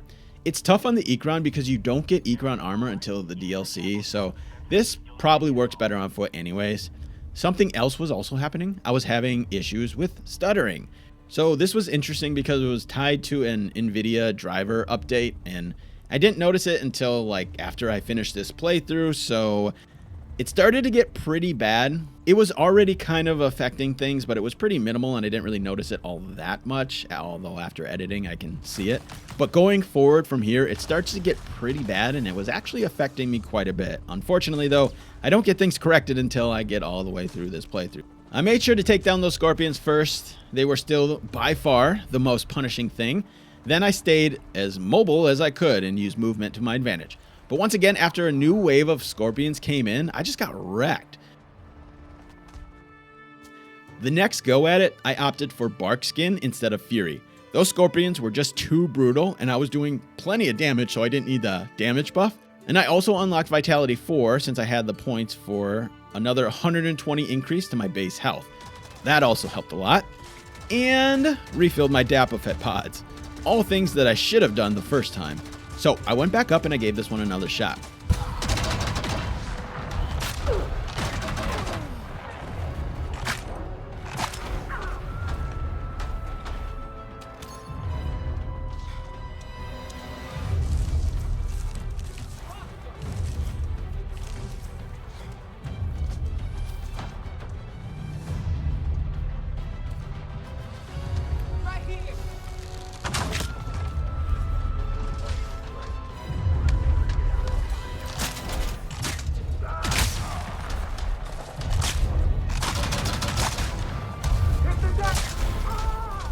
Once through, they send reinforcements, but you can just run to the next part, so that's what I did. This facility was alerted before even showing up, so not much I could do for stealth here. My new bow, though, definitely made things easier against most enemies.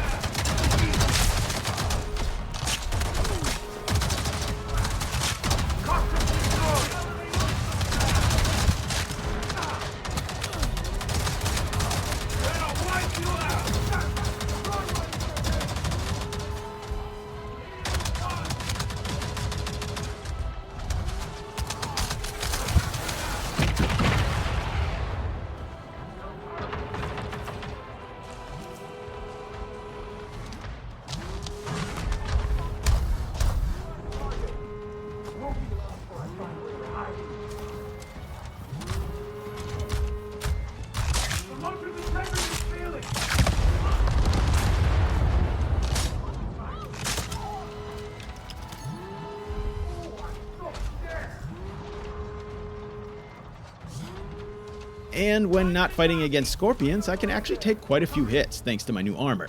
Still, I don't need to destroy every one of them, so when the opportunity remains to be stealthy, I definitely still take advantage of it, which is what I continue to do as I made my way through this quest. Once again, when you get through the building and reinforcements come, you can just run. It leads you to defeat the RDA, who are hunting down the resistance. First time I really did any legit combat from my Ikron. Mostly it's been too risky, but like I said, this new armor is actually holding up pretty well, so I can actually take some hits, and I'll be able to just kind of fire away at them. I was feeling the rare sensation of being overpowered for once in this entire time I've gone through this.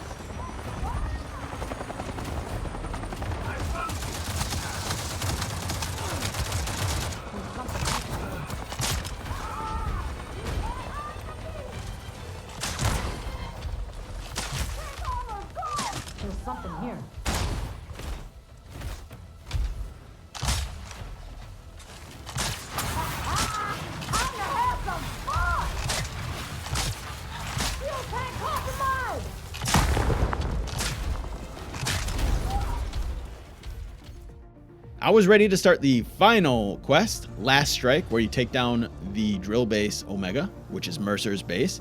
You make your way in through the tunnels, staying mostly undetected until you get ambushed in this room, where you just have to survive. There are tons of enemies in here, and not a lot of good places to hide. I stuck with my normal strategy of trying to take out the unarmored soldiers first, and then just sprinted around doing damage where I could. Slow down, damn it! I got you now!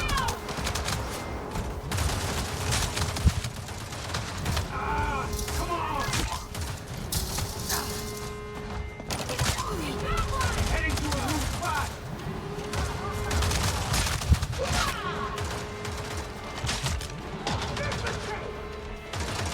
Oh, I'm hit!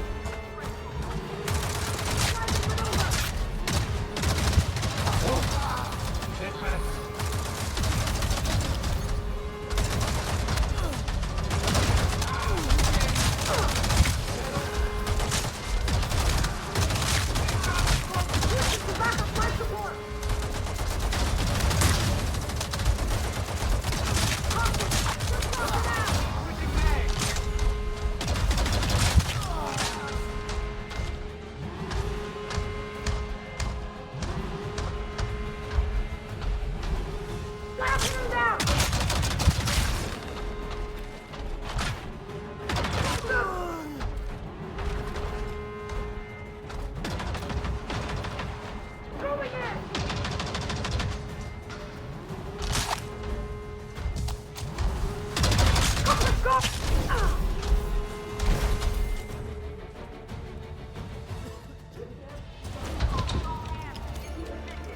It's an ambush!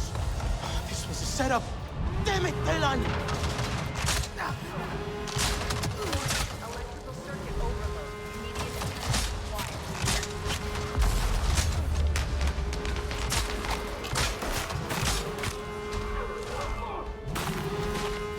It was not easy, but thanks to all those upgrades, I was able to survive the first time through. Talon jumps in to save you from the impossible incoming wave, so you don't have to survive one more. Then you head outside to disrupt the turrets. This is where the stuttering started to get really bad for me and really frustrating. Anyway, I pushed through it to do what I could, because I knew I was near the end.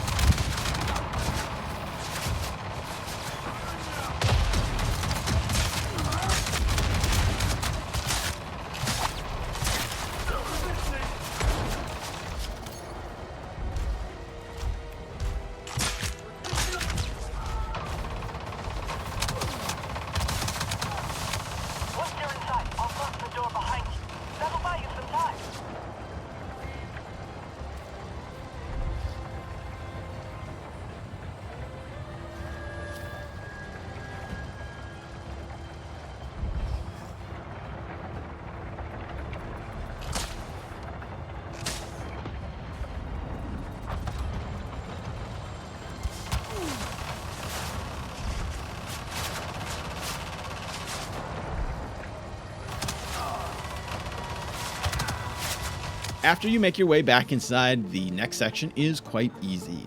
Just a bunch of RDA soldiers, as long as you take them out before they reach their amp suits. Really no problem in this section. Then, after you let the Zeswa in, I had mostly safe routes to pull the lever for Talon to get access to the anti-air guns.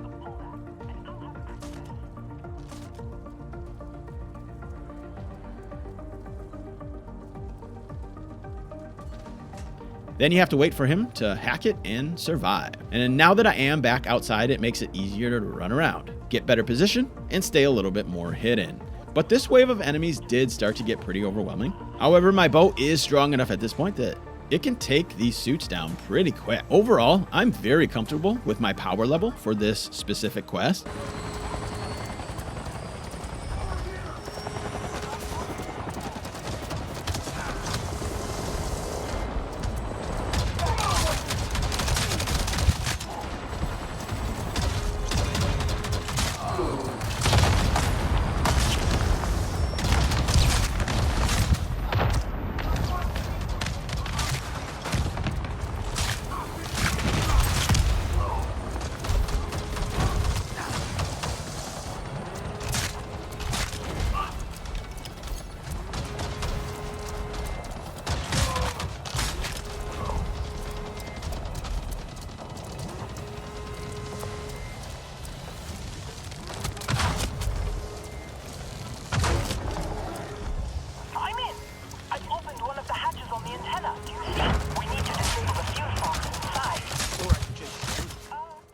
There's another area that you have to run through a bunch of unarmored RDA. A lot of bullets come at you, but still no one's in armor, so it's not that hard to get past. And eventually, you make it all the way to the drill room, where you have to destroy while fighting off more guards. Being inside again made things harder to get cover. And after you destroy one of those fuel ports, they send another wave of amp suits. And 3 of them were a bit too much. So I died. Next time, I just tried to be a bit more careful. Instead of trying to speedrun my way through this room, I actually took the time to take down the enemies. Also, there are plenty of heals around this room, so I used those this time as well.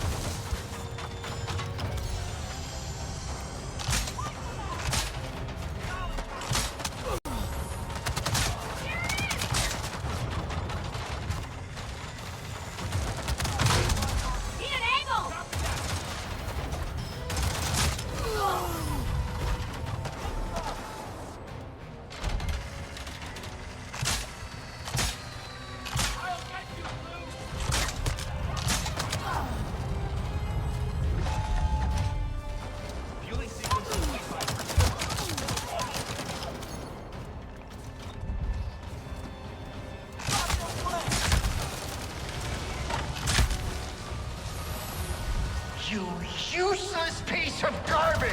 You don't even understand what this is for! You don't get it! You know what your problem is? I'm sure you'll tell me. You're weak. You were always weak. This little tantrum won't get you anywhere. So damn limited by your own lack of imagination. Your launch chamber is clear of obstruction.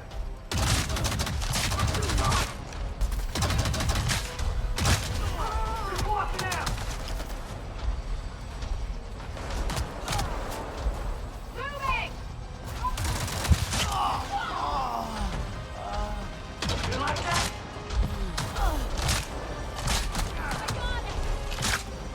Taking a lot of damage!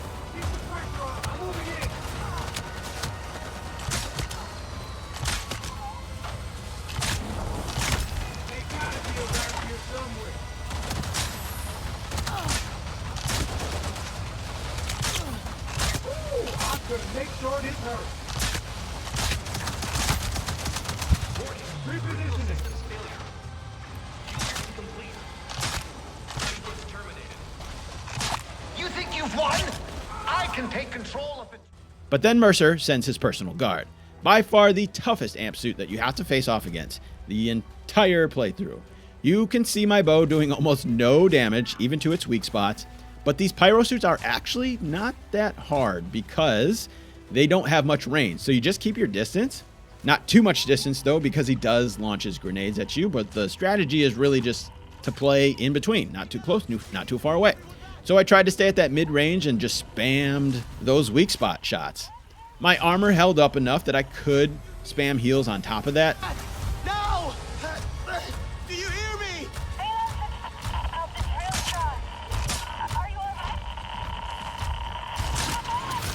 Rignella, I need you! Rignella!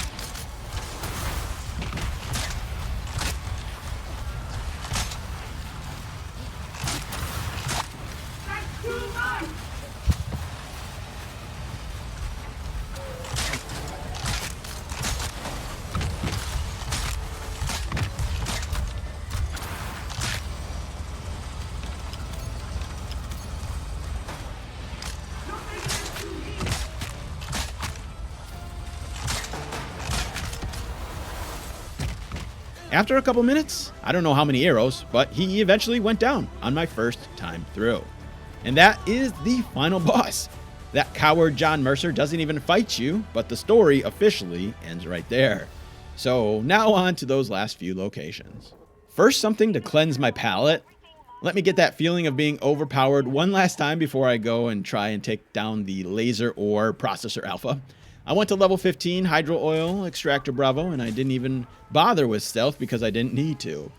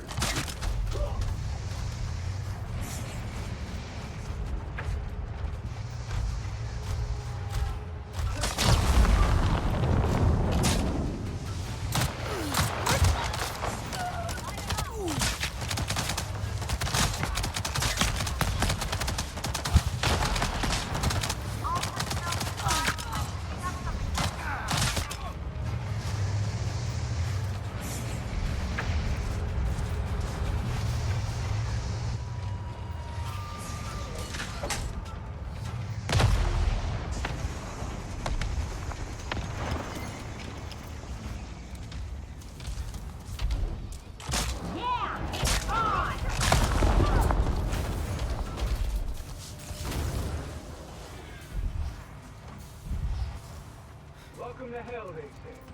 Didn't know hell would be so All big. personnel be advised. I'm picking up some mechanical. Ah, damn it!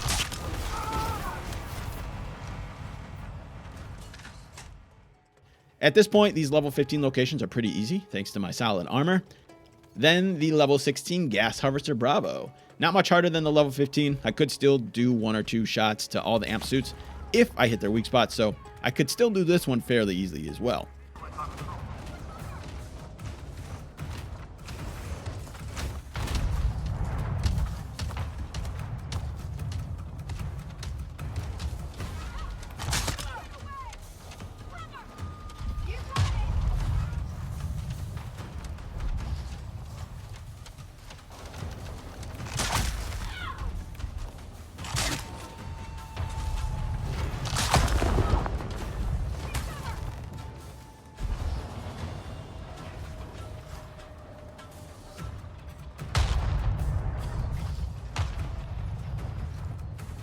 Please note that any equipment lost out on the plane will need to be logged using the R290.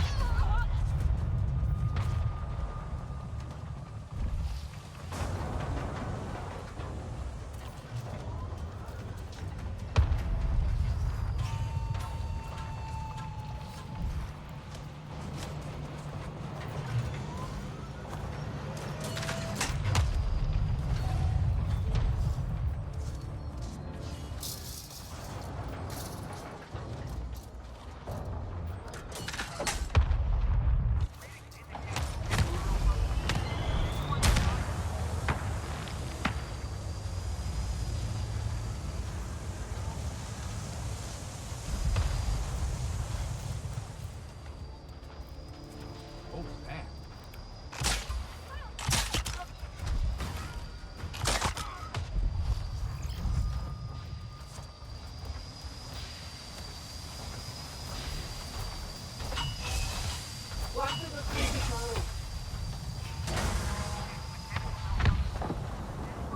Help me search. Wait for the doc.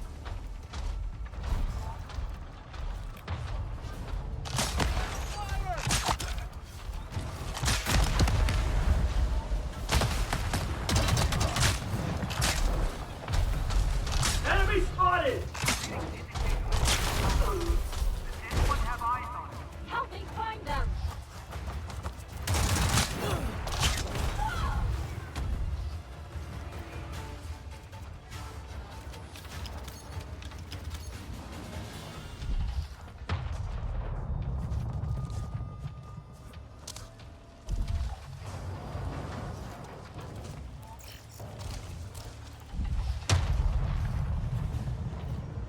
This place, I hate it. Why are you making noises?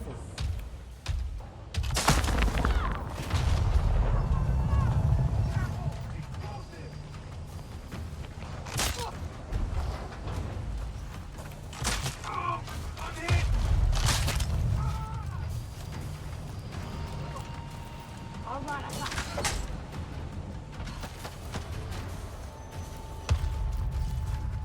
Where'd you go? Does anyone have eyes on it? Then it was time to take on something a bit more challenging. The level 19 Horizontal Miner Bravo. This facility is quite a bit larger, so I went back to my stealthy ways to attempt that first. Unfortunately, I got stuck here. So I had to draw some attention to me so that they could blast me out of here. Then I figured I'd just go around and try doing this with brute force after I got noticed. But that quick death instantly had me rethinking my strategy. These facilities were much tougher. I tried to re-strategize and plan my route. This was going to be way tougher than I was hoping. I got that first valve turned, and as I got closer to getting the second one, I should have just let this guy pass, but I thought I could take him down without anyone else noticing. But they were onto me, so I just tried sprinting through the rest of this one again. And I couldn't even get very far before I got grenaded. I tried starting at the same route that I went the first time, but I couldn't get that first lever without being seen. So I just made an attempt at trying to do it as quickly as possible again, just try to run through and get all 3 switches. I got the second lever pulled, and now I just needed to get up to that third one. They were alerted and reinforcements were on their way, but it's the last lever. So if I can just get to that, I can start the animation. But I couldn't get to it because the turret. I thought I could down it faster, but it did too much damage to me. I was impatient right here. Otherwise, I probably could have made it if I just actually took my time. The next attempt, I made sure to stock back up on Dapafet pods. Then I headed in from a different direction. I didn't bother with stealth. I was just so frustrated and way too impatient at this point. Between the multiple attempts and my super stuttery frame rates, I was a little annoyed by now, so I just wanted to power my way through this one and get it done so I could move on to that laser ore processor alpha. I tried isolating these amp suits and fighting them 1 versus 1. After the first lever, I didn't have anyone on me, so I could stealthily make my way to the second. I should have stayed stealthy. There was no need to attack here, and that attention brought my death.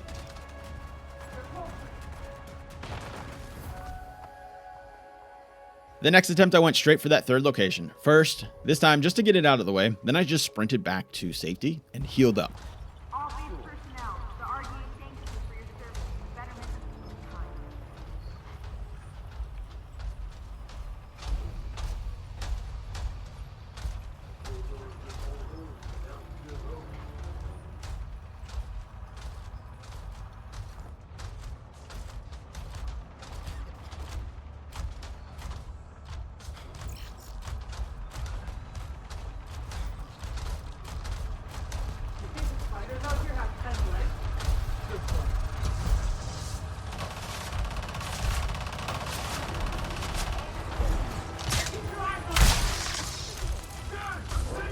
Blues have been spotted in the forest near the base. Be alert.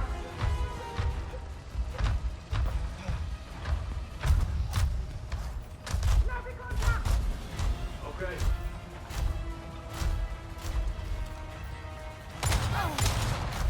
Roger that. There's my animal. Guys out there. Be advised.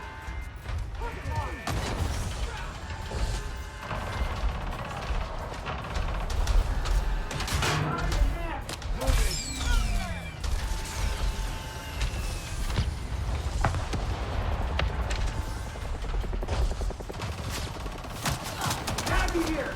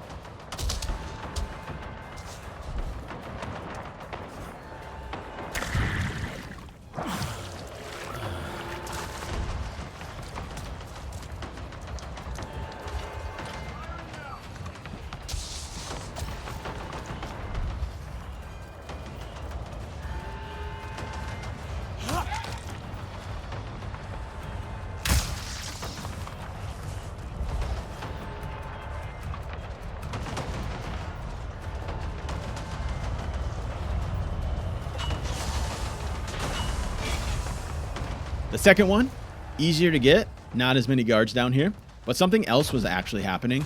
The guards were bugged.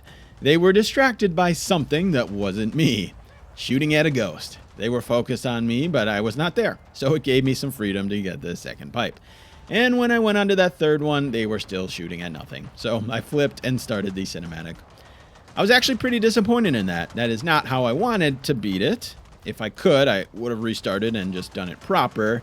But I was so frustrated at that point, I just wanted to get it done. And once you flip the switch, it saves the game so that I couldn't revert back to before completing it, unfortunately. I really would have liked to have done that one without the weird bug, and I think I would have had it that last time too, but oh well. It's completed, and it was time to move on. Because Laser Ore Processor Alpha was next. For this base, you are instructed to sneak inside. The first room, you have to find your way through the checkpoint. There's a couple guards in here, but nothing you can't sneak past. And I was fully intending on using stealth as much as possible. These amp suits will definitely be too strong for my bow.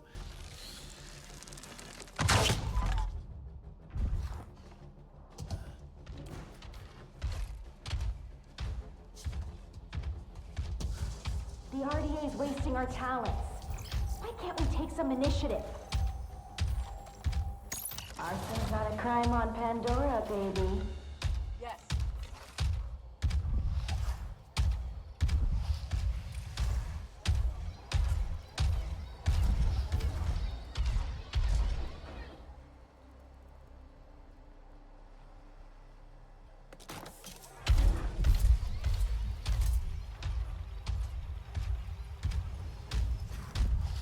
Them rookies think they got it made here, idiots. Totally. This second room you go into, it starts to get pretty crazy. You have to hack the cargo trench console, but you can sneak in there. It's after you activate it where it gets really challenging. You have to survive the attack, and there is nowhere to hide. They will shoot you through this room you're in, through the window, and these amp suits are so incredibly tanky. Somehow I survived long enough to exit, but I didn't know where to go, and there's a lot more guards in that room now, so I died. Next attempt, I tried clearing out some of those guards before activating the console, but they're just too tanky, and they can hit you up on the rafts, so that didn't work either. Next attempt, I activated the console, then went to hide on the rafters. I did what I could to sprint around on the rafters, avoiding their shots as best as I could. Then I sprinted for the door when it opened for me.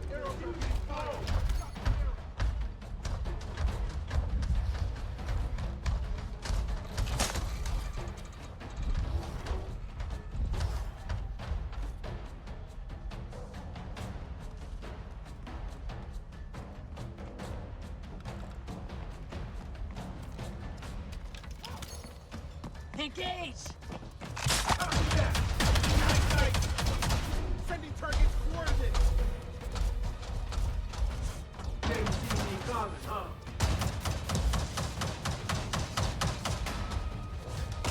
Dialed in. No use running. Got visual. I got him.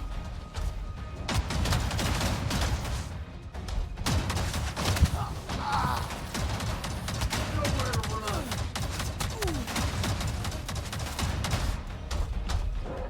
Hostile incoming! Roger that.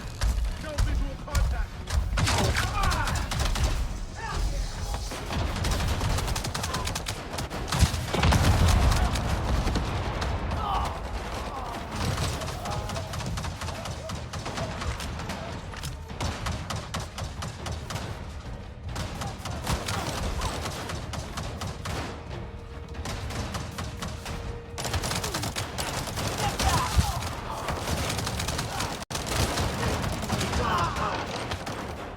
The leg got real bad here too, but I at least made it past it. For the next section, you have to destroy some gas pipelines. In this room, there are a bunch of soldiers, but just one amp suit. So I was mostly just trying to avoid that. You can't avoid the soldiers because there's just too many and they hit so hard, so you kind of have to take them down. And of course, when you don't hit your shots, like me sometimes, I get killed.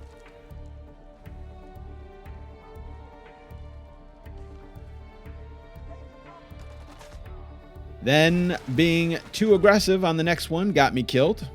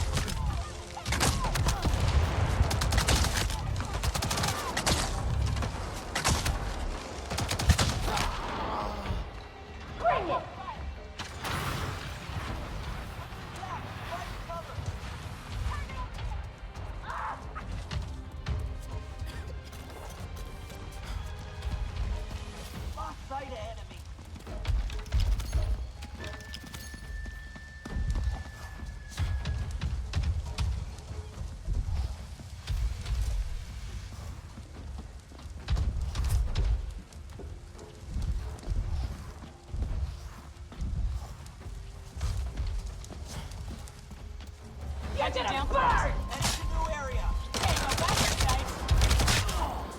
You're dead meat, not awesome!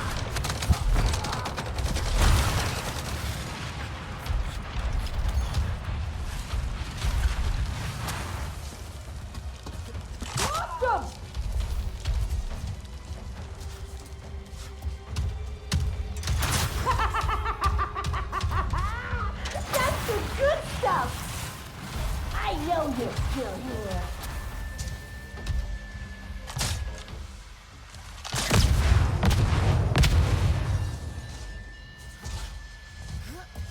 Eventually, I took my time and I took down the soldiers from a distance and then just patiently cleared the room. This next room was another super difficult challenge. There was no way I could take down all these amp suits, so I opted for stealth on this one. It's easy to get over here, but once you activate the terminal, the windows open and everyone is on you. So I thought, let me just try and take this guy out who's watching that room as soon as I open it. But there's nowhere good to hide once they are on you. So I died. Next time, I didn't even know what I was doing. Eventually, though, I was able to activate the terminal and get out of that room without them seeing me. And that's how it's done.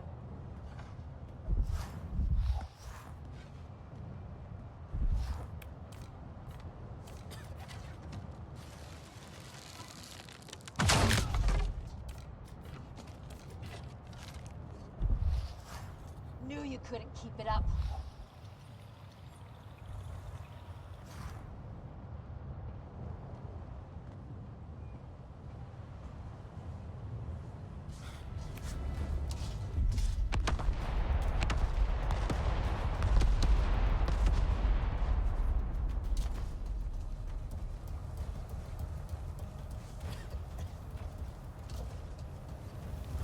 You got nothing.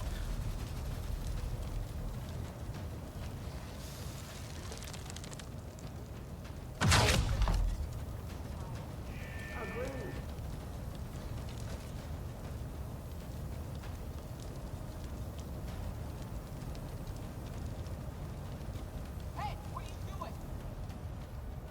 Somebody start something. I will.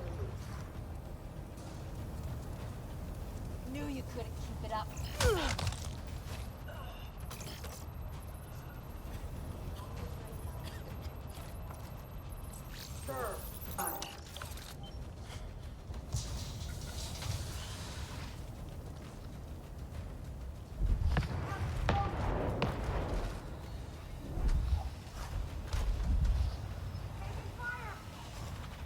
I need backup!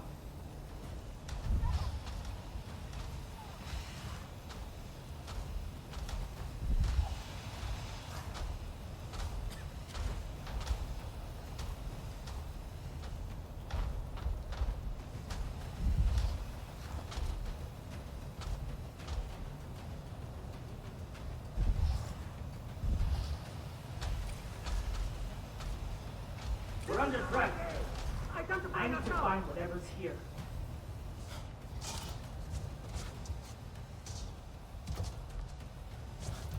Nothing so far.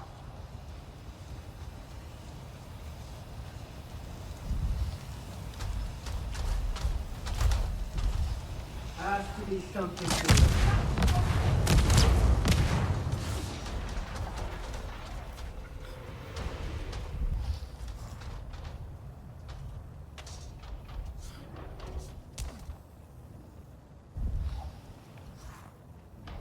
Hot target!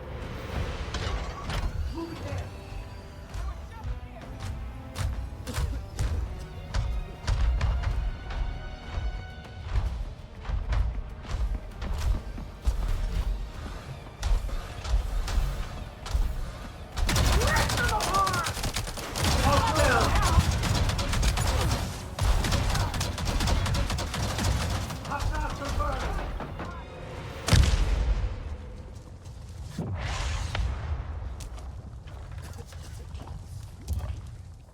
I made it to the final room where you have to destroy the laser.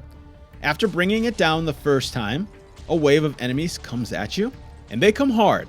This room does not have a lot of places to hide.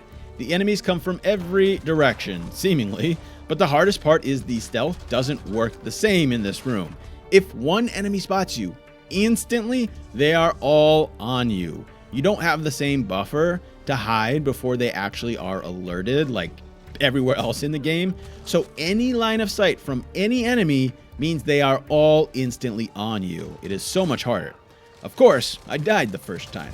The next time I tried isolating the amp suits, actually taking them down, but they're just so tough, and you can't really get them down fast enough before the others show up and attack you from behind or somewhere else. I did my best to run around and survive and bring them down one by one. I was doing pretty good, but I accidentally tossed a grenade, so I had to restart because that was cheating. I gave it one more attempt, trying to be super stealthy, but I got wrecked out of nowhere again. I was so frustrated, just one of those moments where it was time to call it for the day. At least a full day went by in real life when I came back for my next attempt. After taking down the first 2 explosives, which is when they send in the guards, I made sure to be as stealthy as possible. Pipelines to power and just Fill them and blow them up. bingo.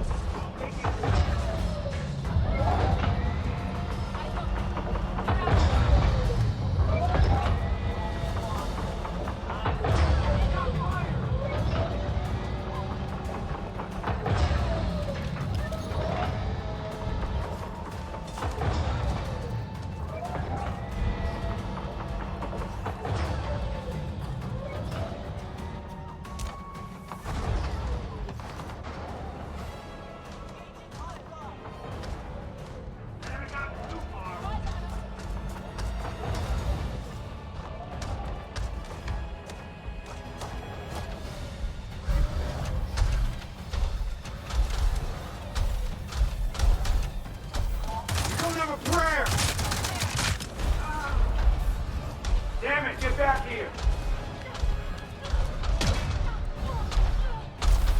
I'll take blue. Now where'd you go?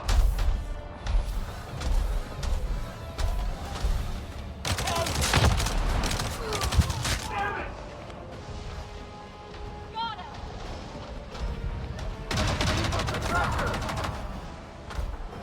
No stop. Checking last known position. I made it the farthest I had yet, and I was doing pretty well. I was being patient, I was using cover. I thought this was the one, until I got shot in the back.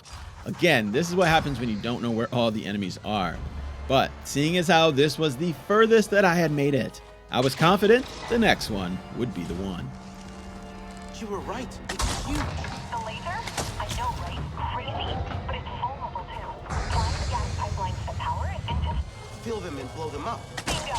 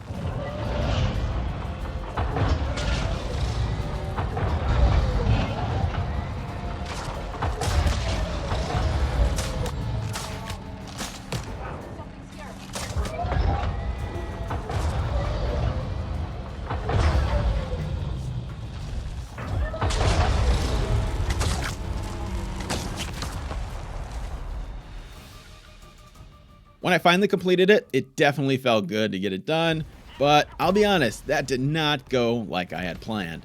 But before I was fully finished, I did have a couple more facilities to take down. These were much lower level at this point, so they were quite easy. And it gave me that feeling of being really powerful one last time.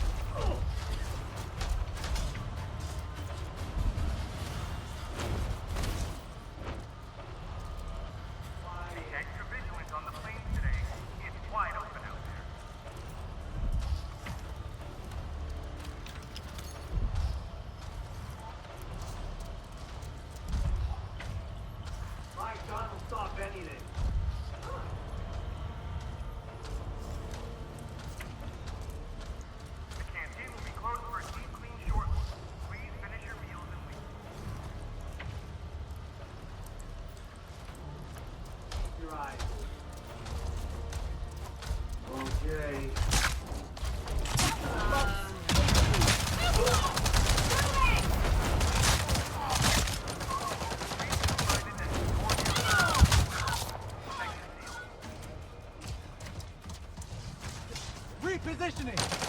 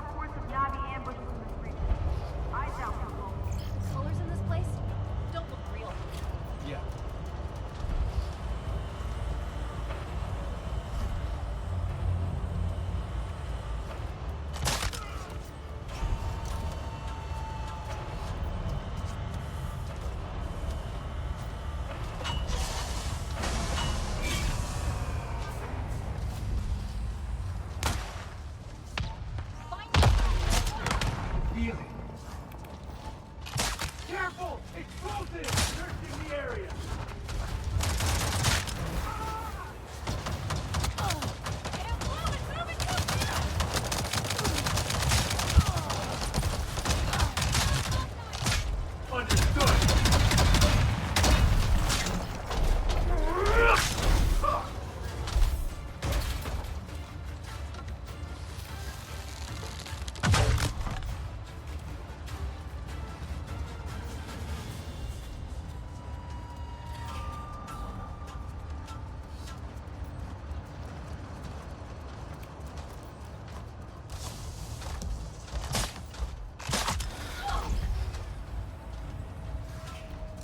Clear out.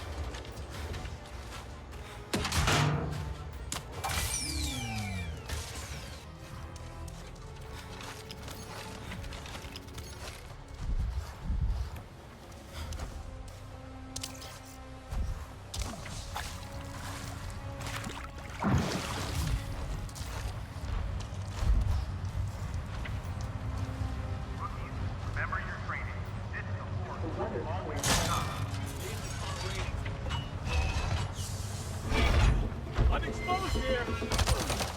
Target's over there!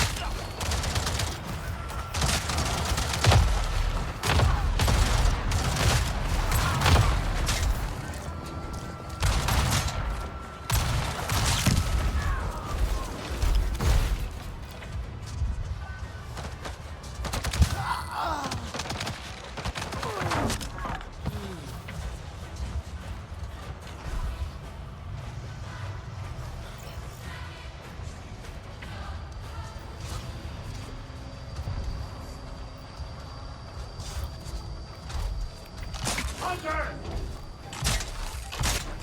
Don't let him escape! Hold tight! I'll flush him out!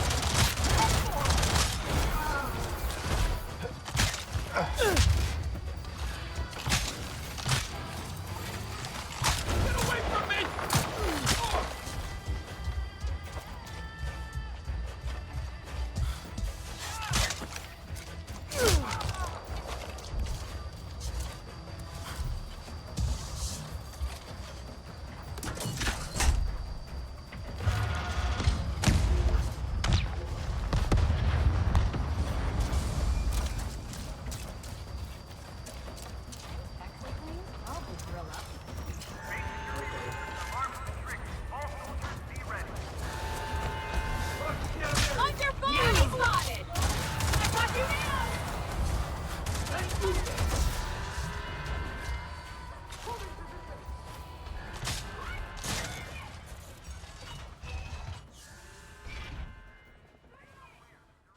After finishing off those last lower level locations, I had completed every RDA outpost in the main part of the game.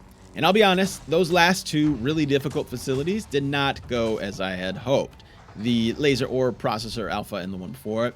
Originally, I was hoping to be able to improve my skills enough to craft enough armor strong enough where you could basically turn those into easy mode, but that is just not the case. The difficulty scales so much that it's always going to be very challenging. And indoor stealth can feel really tough sometimes because there's not a lot of places to hide, which kind of makes sense because you are a giant 9-foot tall blue being. So yeah, stealthy would be kind of hard. Either way, I am glad to have completed it, even though it was so much harder than I was expecting, especially at the end there. I thoroughly enjoyed this challenge though, and hopefully you enjoyed watching and coming on this adventure with me. As always, I appreciate you watching this. Thank you for all the love and support on these Avatar videos, and I'll see you on the inevitable next one. Thank you.